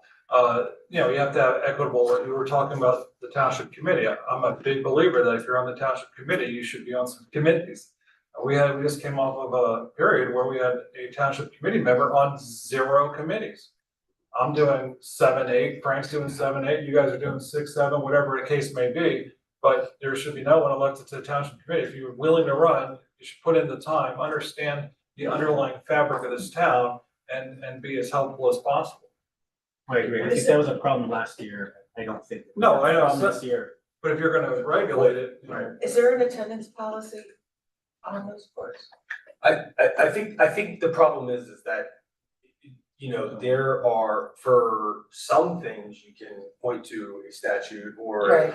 but not for all things. And so again, if I think the conversation is good, and if it's about consistency, then let's look at a consistent policy among all of the boards, commissions, advisory committees. I mean, you have close to 15 of these things Right. running in a particular year. So it's a lot to manage, and it's also something that if there's consistency among it, then that makes that a little. But even the ones by statute are not consistent with each other. Correct. They have different rules. I know that the library allows people that don't, there's a certain number of people that are not town residents are allowed to be by statute on the library board. So my point is just that even the ones by statute are not consistent. The advisory ones are the ones we thought we needed. So it's really up to us to make up whatever rules we think are necessary. Right. So the takeaways, we'll get establishing. We'll get a draft document to the township committee in the near future. thank you. 10. Okay.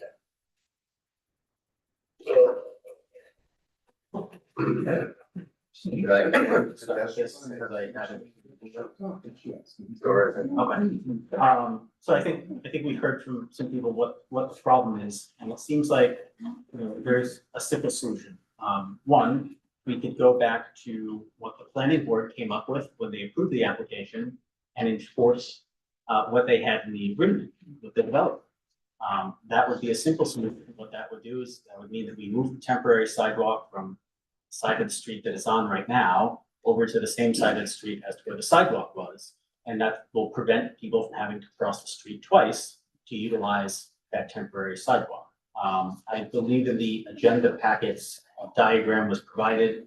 It shows the current state and then what would happen if we were to move that temporary sidewalk over to the construction side.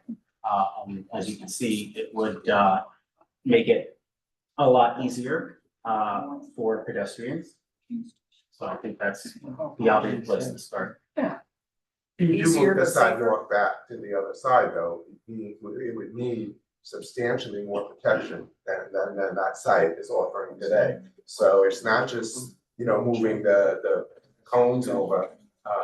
There's, that fence has missing pieces. It's certainly not, we heard about paper mill not being covered. That fence has gaps as well. And so on the Chatham Road side and also on the Woodland Road side. So, I mean, there's. Should have to fix that. Absolutely. Yeah, Michael, if they agree to it, it only takes one kid getting hurt, and we should act prior to that happening. Absolutely. And absolutely, my blood pressure's going up because I walk through New York City, I drive in, I go in every day, and there's facade work being done, straight up, correct, and it's protected, there's an overhang.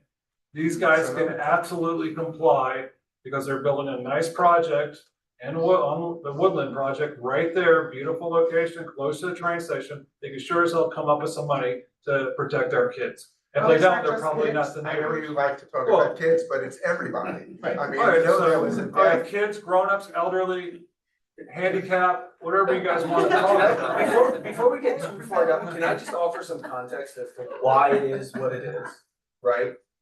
Some of the rationale as to why it's not on the other side of the street.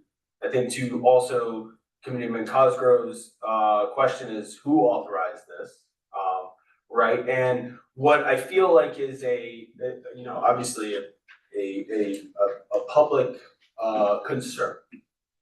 So obviously you have a very large scale development. You actually have two very large scale developments going on in town. One on Melbourne Avenue, which also has the sidewalk closed, which has people crossing a 4-lane highway, street. But again, you also have, and you have this development, which in our conversations with the developer, we made a decision. When I say we, me, engineering, police, based on the type of construction that would be taking place early on in this project, to have that on the other side of the street, because one, there's a 25-foot drop from the site.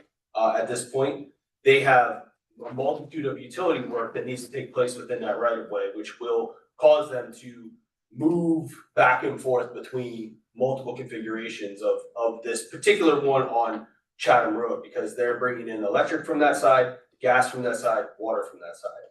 So in those conversations, it was important that we establish something that could be established, that people would understand and use, until there was a point that once the development was far enough along, you can reopen that sidewalk or put it on the other side as you indicated in your diagram. Certainly willing to go back to the developer and have a conversation about this, but I think part of the issue is the way that the work is going to be done, particularly from the utility side.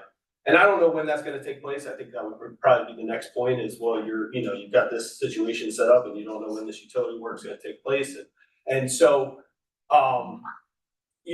the fact is that there's push button notification, signals there. There's see me flags, which I understand people have said that they don't necessarily want to do that or know how to do that.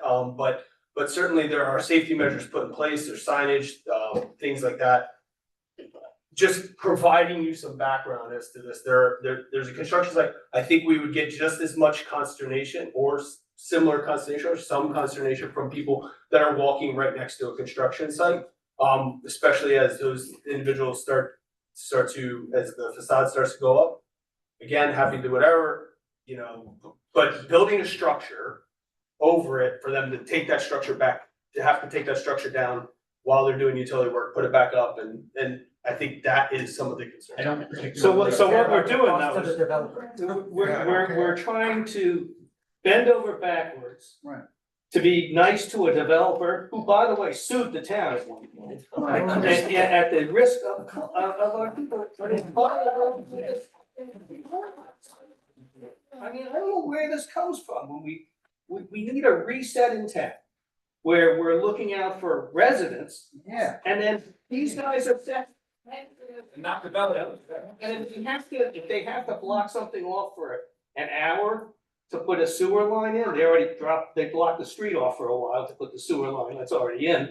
But we're looking at this, in my opinion, the wrong and completely wrong. And in this case, we know that this is a very, very dangerous intersection of a woman was hit by, before any of this construction, a woman was hit by a car and died, it right there.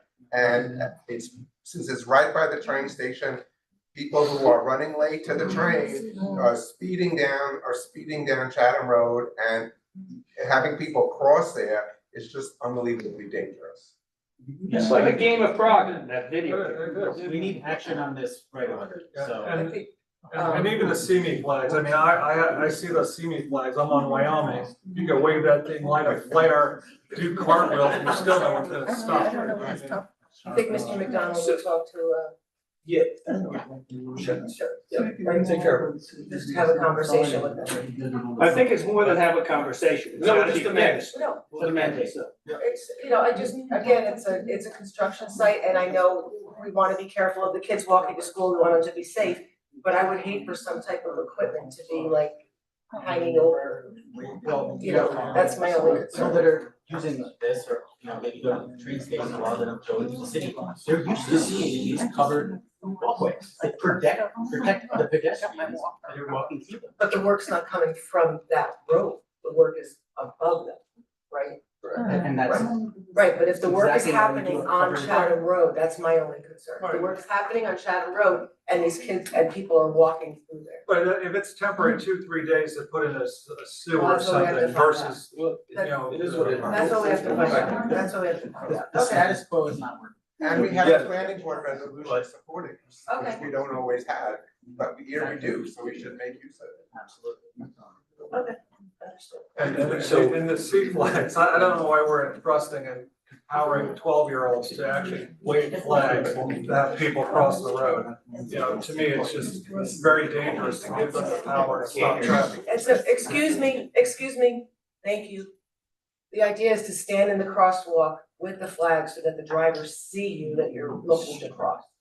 Oh, I understand the concept, but to empower young kids and young adults, young children to stand there and think they're dictating traffic No, and someone's not it's just to stopping. make a driver aware that they're standing there. And I guess That's all. I mean, at some point. Somewhere, like, I would hope the they car would can't stop. walk, right? You're not gonna be able to walk if you No, right. empower them to do something. And I guess the question is, there's no crossing guard over there. Yeah. Right, so. There is not. So why is that? I mean, is that a good question? Excuse me, everybody, we can't really hear what's going on up You here. wanna demand them have it on the other side of the street, fine, we'll take care of it. We'll But demand that they have it on beyond the that, other I side. mean, is that a place we can add a crossing guard depending What? upon how this works?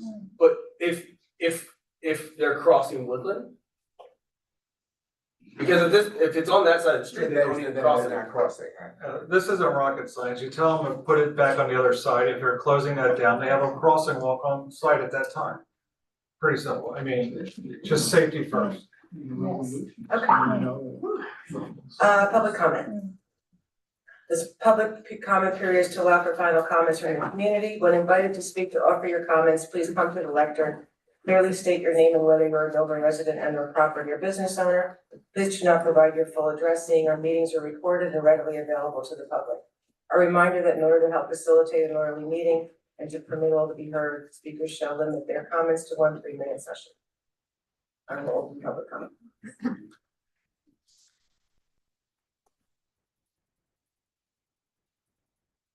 Darrah, 28-year resident. Please don't misconstrue or get wrong what my statement was. My first statement was to thank Sarah for her contribution and recommend that that contribution be cited and somehow be a citizenship award. I think she deserves it. Okay, that said, I have a very strong opinion that in support of what Committeeman Sacramento said, that committee members need to be residents of town. Thank you very much for somebody that does the type of work and contribution that Sarah did. Thank you very much, but then it's time to move on. If you want to leave the community and go to another town, go do so. This is not with 2 months left in the year, this is with 4 months left in the year, and then you start drawing lines in the sand on a timeline when it should be black and white. If I leave town, I will resign any committees that I'm. I think that's just befitting. Thank you. Thank you.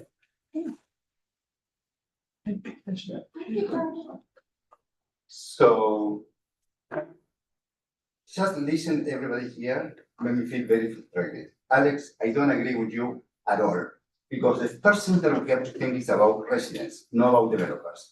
And the way that you are explaining this doesn't make any sense. I have in the construction field 30 years of experience. I know how to make pedestrian safety everywhere. I work in the city. In the city where there are so many pedestrian people, cars everywhere, there is these bridges everywhere. I sent this months ago and nothing happened. So if there is an accident here, I'm going to blame on all of you that nothing was done. To have a flag like this is stupid. I don't see that anywhere. I'm sorry, I was sitting there and I couldn't believe what I'm hearing here. Do you have an expert to say something here? Because I can't believe this. We need to solve the pedestrian safety here. This is a priority in our town. And I'm talking about this corner because I live there. I don't know what happened in other construction sites, but we should be very careful on those situations. Sorry for my frustration, but I just was sitting there hearing this and I can't believe it.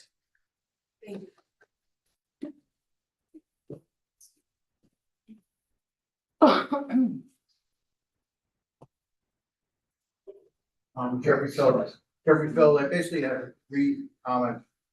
On the Chatham Woodland Road safety, I feel like the spirit of Joe Steinberg is in this room. When Joe Steinberg was part of the planning board, he warned people, he said, blood will be on someone's hands. I don't know how many people remember that comment. I know David did, because we weren't on the board, we were listening virtually. He said blood on the hand about the pedestrian safety. School's just open. Until we fix this, we better have a crossing guard to let the students go to Glenwood being protected crossing the streets. As to the paper mill, I feel these people's pain. We met about 2 years ago on the 1st. It's like about the paper mill. The TC sent out the bids. I think the TC is the general contractor, so I don't understand. And the way I understand it, we sent out the bids, Milburn is the general contractor, but the people who are inspecting, make sure they aren't enforcing because Milburn is the general contractor, because of the way this deal was structured. I want to go back to the last meeting. It's September. I historically always talk about you have to have healthy skepticism of authority. That saved my wife's life on 9/11. I go back to the Crescent. Why can't we have a more expansive memorial plaque there like we have in Taylor Park? What is the cost? If you tell me the cost, I might go in my pocket just to do, because this community as a whole was impacted on that day. And I think we should remember how we all came together as a community to heal each other, but how many other people were affected by that. Thank you. Thank you. Anyone else? Yeah. Right there. I'll take it, Jen. Christine Best. I never say thank you because I have too many things to talk about, but thank you so much for Oktoberfest and what you do. I don't have children, I've run the school system, but that is why the school system is amazing, people like you. I just want to continue to talk about some just engineering issues really quickly. I don't know if anybody's seen these really hideous installed panels next to the hibachi restaurant. I forget the name of it, but there's this generic office building and there's some type of garden apartments behind it. And somebody, again, another engineering decision. I don't even know if it's up to code, but I really don't know how you put an accessory structure literally like 5 feet off, it looks like it's 5 feet off the property line, and like pop all those lights in there. And these poor people that live in the apartments back there are gonna be like, woohoo! I mean, it's terrible. We have to start thinking about the people that live here, okay? Not developers. I'm sorry you wanna have like what you deem as green, like energy, but you can't like blow up other people's residents to get that. And then I also want to talk, if somebody could do something about, since I'm here, the construction trucks that are parking on Old Short Hills Road on the Old Short Hills Park properties, damaging the grass, etc. They need to park around the corner where they can park, or park on the property that they're doing construction on. They have no right to damage our private parks or parkland. I also want to talk about something that was posted in regards to the SID issue. And I think it's Carrie Heller who spoke about the downtown. I 100% support everything you said. I have a major problem with the fact that our SID is operated mostly by people, with the exception of Mr. Wasserman, with zero retail experience and no design experience. And this Mr. Grillo, well, I'm sure he's a very nice person and he's really good at being a really good project manager. He's not a marketer. That's why you don't have people coming into our town. That's why you don't have people besides like a few locals at a lot of township events. That is why you have hardly any clothing stores. I mean, I was making a list of all the places I go to out of town. I do all my shopping out of town. I go down to Spring Lake. I buy clothes in downtown Spring Lake. I buy clothes in Peacock Gladstone. I buy clothes in Madison. I don't buy clothes downtown that much. I mean, I buy mostly food and that's about it. So we don't have a, I guess, robust retail environment. And we also don't understand what metrics are, even though they claim to teach people metrics. And I want to talk about the SID issue. I'm not sure why there was all this, I guess, conversation about Bear Properties lawsuit for $200,000, and it was published all over the place. And Explore Milburn inappropriately got somebody to sideswipe and published it on township web pages, which is inappropriate. Thank you. And I wanna make sure that that's not done Thank you. anymore. So, and I think you should look Thank at you, the Ms. high center for things like that. Thank you.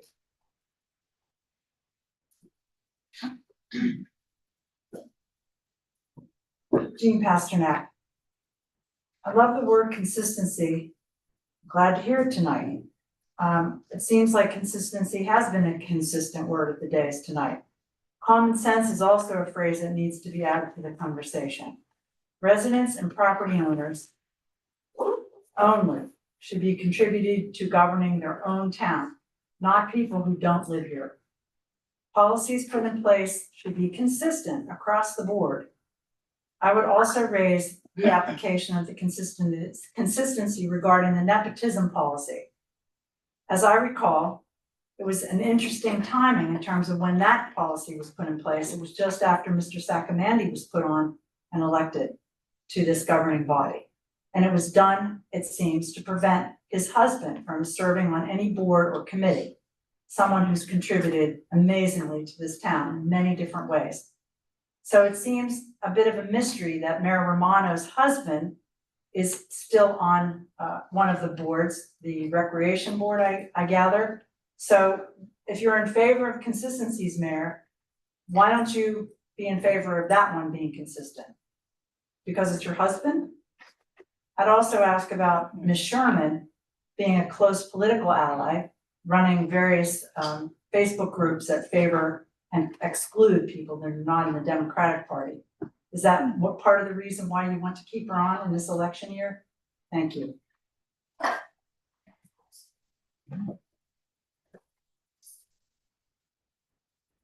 Sorrel Reef again, longtime resident. There was something a few years ago, actually, I don't know if it's appropriate to bring it up now, but I'll bring it up. With the paper mill playhouse, but it doesn't necessarily only relate to them. It's more the process. I read a few years ago when the paper mill did open, they rented a place at 20 Main, for their studio that they have. And then I was reading in the plans that there's a board agreed strategic plan to expand the footprint of the paper mill, and that they want to open an education center, which is great, you know, the theater's great, everything. But in terms of what we could afford, I mean, I'm not a budget person at all, but what we could afford, what we choose to have as a project and to invest in, I don't know if the paper mill, having gotten 7 point whatever million to expand and do what they're doing, would they necessarily be asking for monies and space to open an education center, permanent education center? Because that was what's written. It was very cryptic to me. I kept reading it. I said, how come I don't see anything else anywhere about what this board approved strategic plan is? That's how it's written. So I don't know that you know what I'm talking about, but I did read it, and I don't hope that you aren't asked to have taxpayer money go towards something that we don't all have input about. Thank you. Thank you.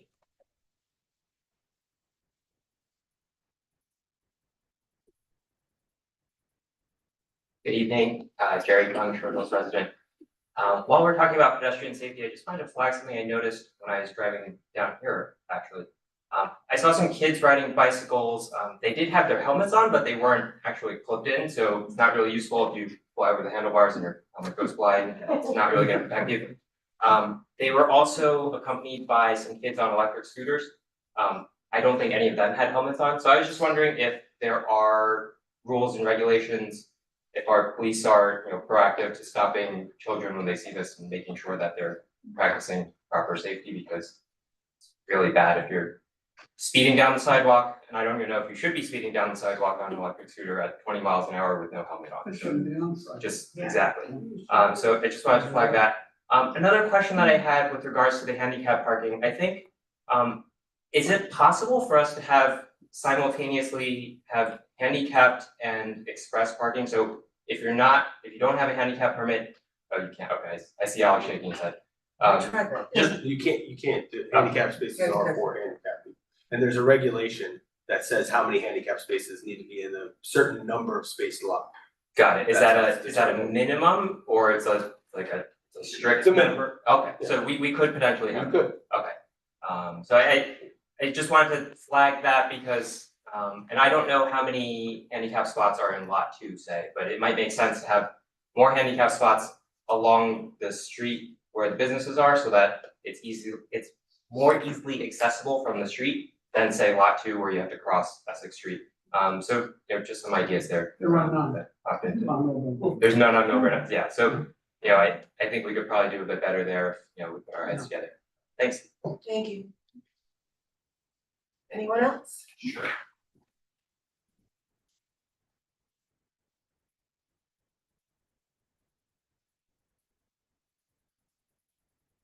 Carrie Eller, Alex, maybe the update on Keller Park, I think Diane asked, have some info on that. Channel Road drop off, I guess staying on that same vein, I'm guessing we have an update as to the train drop off. On that same subject, Milburn Avenue, Essex Street, in front of the train station. Some years ago, I don't think anybody on this board has seen it, Alex, I think briefly saw it. Had an engineer and architect. We have a very wide road now that the development is being done. We know Essex Street, the cars take that turn pretty fast. They come down Essex very, very fast. There is room for a drop off line.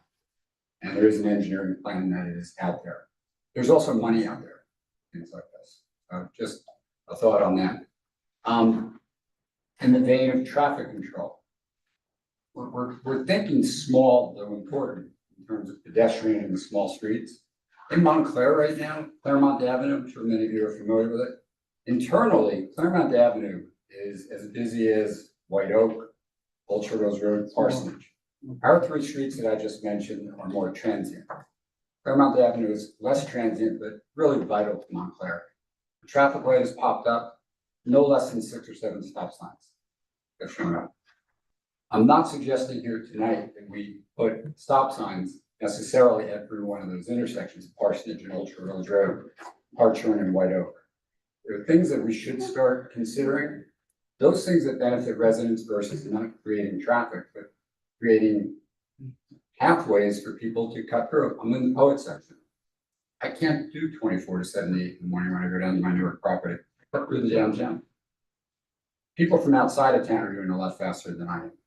There's a lot of things that we can do, more regional, that goes for 24 and 78, the amount of apartments that have been built west of us. Separate from the traffic and the number of cars, you go east on 24 right now, it goes from 3 lanes to 2 lanes. As many of you probably know, that there's no sign telling you. You go west on 24 past the mall, it goes from 3 lanes to 2 lanes, there's no sign. The gentleman that got killed, I think 2 years ago, and maybe off, I think Jared, from Livingston, I believe, on 24, getting on at the entrance. It is virtually a death trap for anyone who really goes on that road. You're going left and you're going right. 4 lanes are coming from Route 78 going east. We have 2 lanes from Route 24 going east into 4 lanes. Yet you have to make a decision to go to express or local or get off at 78. It's, an S shape. And Summit, Springfield, Maplewood, Milburn, Livingston, Florham Park, there needs to be something regional done with all the towns, and maybe it starts here with less having a mayor's suggestion or the administrator. Thank you. Anyone online? Here's one online.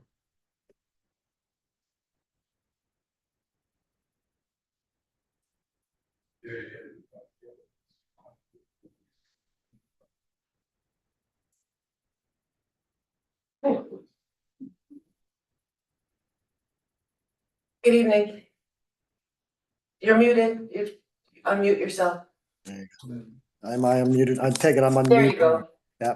Charlie Dwyer, longtime resident. with regards to Woodland and Chatham, I think you have to take in consideration, if you move that temporary walkway to the side where the construction is, you're also changing the configuration of the road. And that's gonna make cars having to swerve slightly in order to continue down Chatham Road. One time, yeah, I think there's always been an issue with Woodland and Chatham. And because that's a straightaway and people are running up and down that street, either going away from the train station or towards a train station, that probably should be a three-way stop. Take that in consideration, because that will slow traffic down and make people stop. And if you keep the barriers where they are, allow people to cross over. The other thing to take in consideration maybe is students that are coming from walking to Glenwood. How many are really going up and down across and then down and back over across Chatham versus taking the pathway that runs along the Arboretum to get on to Chatham to get themselves to Glenwood School if they're walking to school? Those are just some things you may need to take in consideration, because if you do put the barrier on the construction side, again, it is a bit more dangerous because of the work they are doing there. And even for them to have the skirt around the entire fencing, I know I've asked them if they could keep it off the corners, because when you're making the left turn off of Chatham, you couldn't, with the skirts there, you could not see around the corner to see if any traffic was coming. So that's just a traffic safety thing for people that are trying to make the turn. Some things I just think you got to take in consideration, and as you talk about, the movement of the walkway from one side to the other. Thank you. Thank you. Anyone else? I will now close public comment. Committee and Subcommittee, would you like to start? Sure. So with regards to Mr. Dwyer, I don't think cars will have to swerve if there's a protected walkway, especially if you put the protected walkway where the sidewalk used to be, which is, I believe, what the planning board had envisioned. But the business administrator is going to look into this, and we will hopefully have an update by the next meeting, if not sooner. Dr. Kung, in regards to your comments about helmets, maybe that's something we can suggest that the school board make an announcement about. Kids are going back to school. You're right, I have myself seen people with helmets on head, not strapped in. Or, if there are laws on the books, then, maybe we should have an officer out there reminding kids, at least the next few days as people are just starting to go back to school, hey, make sure you're wearing a helmet if you're on a scooter. And if you have a helmet, make sure it's buckled up. I do think we need some increased awareness there. Let's see, Ms. Pasternak, you brought up a very good point about the nepotism policy. I don't remember what the logic was at the time as to why Mr. Romano was allowed to stay on the rec committee. I think that logic should dictate that he would have to come off, especially since we had a change in the ordinance with regards to the SID and the SID chair. There was a conflict there, and the SID chair had to come off. So I would think, it would probably make sense for Mr. Romano to come off that committee. Let's see. Mr. Feld, rarely do I agree with things that you bring up, but in this case, and I mean that, no offense to you, Mr. Feld, but I do think we should do an expanded 9/11 memorial. I mean, that is a tragedy that we as a country suffered, and it's a tragedy that we as a town suffered through. And I do think we should have a better memorial than the one that we have there now. So that's something that I would be in support of as well. And for Mr. Master Pietro, I agree. The flags don't work. They don't cut it. So it sounds like we're going to get some positive action on this. So I appreciate everyone that brought this to the committee's attention. If you see other things like this that need to be addressed, email us as TC members, and we'll do what we can to look into it. Thanks, everyone. Committee Patrick? Nothing. Thank you. Committee Stoller? Sure. So to Dr. Kung. You know, I think I'm the only one in Deus with school-age children who are actually biking through town. There's a word for this, it's called parenting. Making sure you ensure the child has a helmet and that they are buckling the helmet. I do agree that we should create as much awareness for it as possible, especially in this age of the motor scooters, which fly. And I know we talked about that in pedestrian safety. Mr. Heller, I love the idea of the drop-off lane. I think we should continue to look at that. And Miss Best, clothier in town, Gerard Albert made this suit for me, so they're doing a good job. Anyway, that's it. Thank you. Two things, first of all, Ms. Reed, with your question about the paper mill and soft, whatever they plan to do. The money that was given for a specific purpose. If they come and they want to do what you read or whatnot, that would be a separate decision, and there's no, that would be decided at the time, but there's no, automatic giving of funds for some other new project that would need to be discussed. And then we have a pedestrian safety board, so I know Mr. Petro has been very vocal about that, but I would have expected that come not just from him, but from that board as a whole. I mean, he's one person, but that's the job of that. That's why we have that board. And I would have thought that, we see how seriously we're all taking it. But as you were concerned that, it wasn't fast enough, that's something I would have thought that the members of the board would have raised as well. To be fair, I do think he brought it up to the I pedestrian safety board a long time ago. But And all there we were ever saw recommendations that came to us, But so we that's didn't why I put it on the agenda. Yeah, we didn't see anything from the board as a whole. We saw something from, from him as a resident. I would think the board should have also, added some seriousness to that.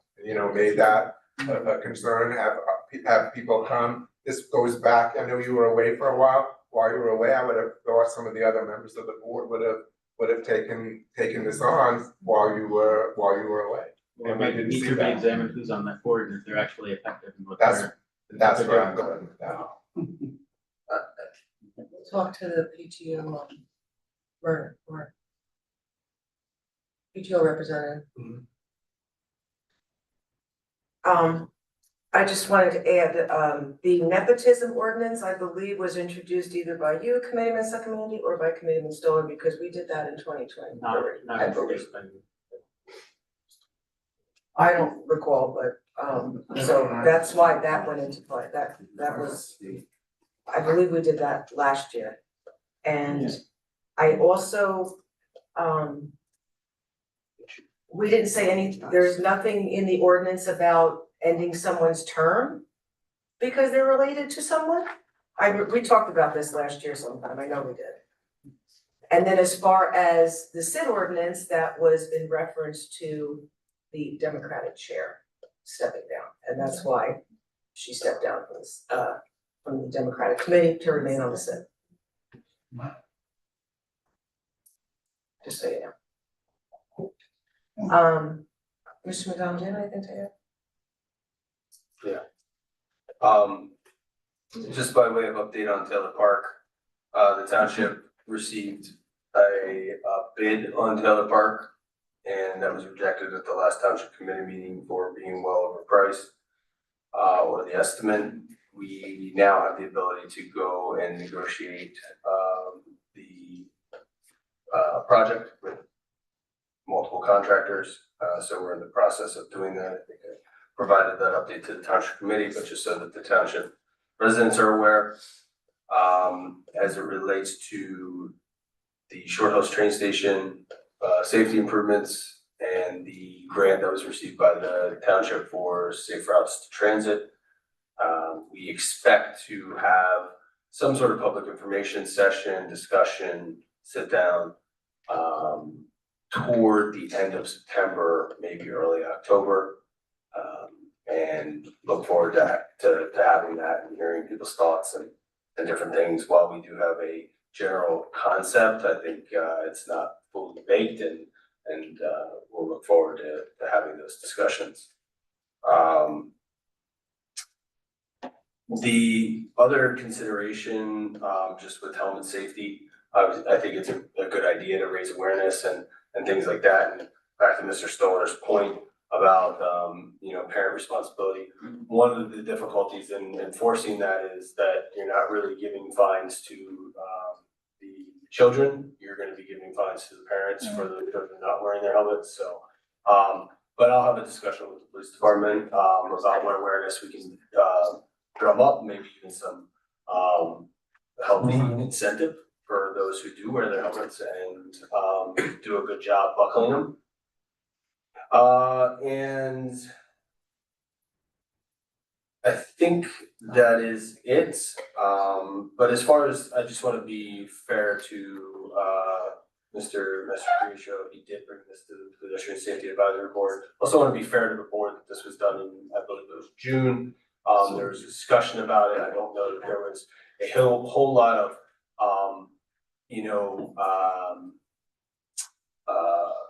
call for action from those board members. I don't know that that makes them ineffective, and I don't know if that's fair to say, given this particular instance. As we discussed tonight, I will go back to the contractor, we'll have this conversation and make the changes that were suggested by the township committee. Thank you. And I have one more thing. For Mr. Kirsch, you were talking before about Essex County and their enormous tax structure. When we were going over to Essex County to talk to them about what they can give back to our community and why we believe that we weren't getting our fair share, and we're starting to get it. One reason, a couple of the issues are, we're about, the budget for their $1 billion budget, it's about 15% come from municipalities. We, for the last 22 years, have been the largest payer of that percentage. Glen Ridge, Maplewood, South Orange, Montclair round out the top 5. And I did all this work before we went over there, so it's just fresh in my mind. It's a huge benefit for Essex County for our property values to continue to go up, because it means the monies we're paying them continues to rise. And then a big kudos to the group up here today is they were going to do a global assessment of our properties here in Millburn, Short Hills. And we were able to push it back 3 years. And I just don't know why that doesn't get more play, because it's huge for everyone's bottom, for everyone's wallet, because it's less dollars coming out of our pockets. Just want to bring that up.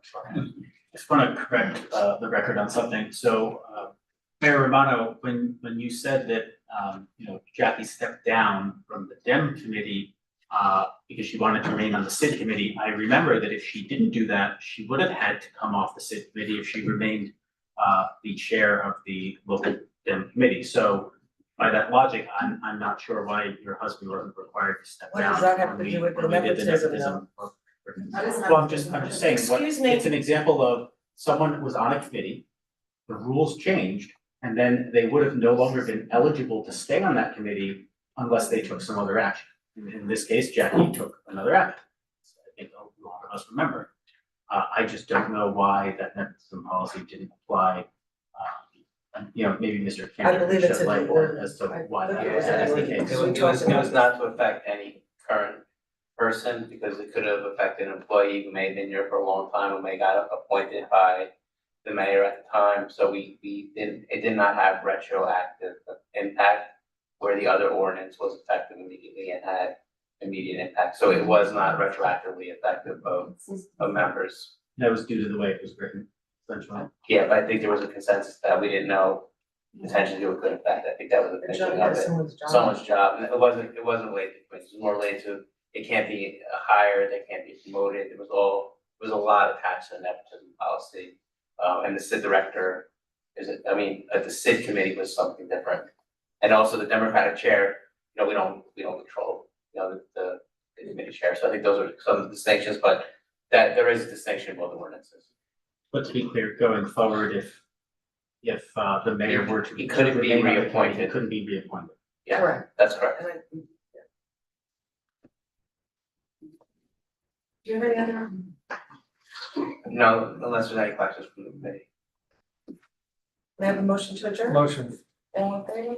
Aye. Second.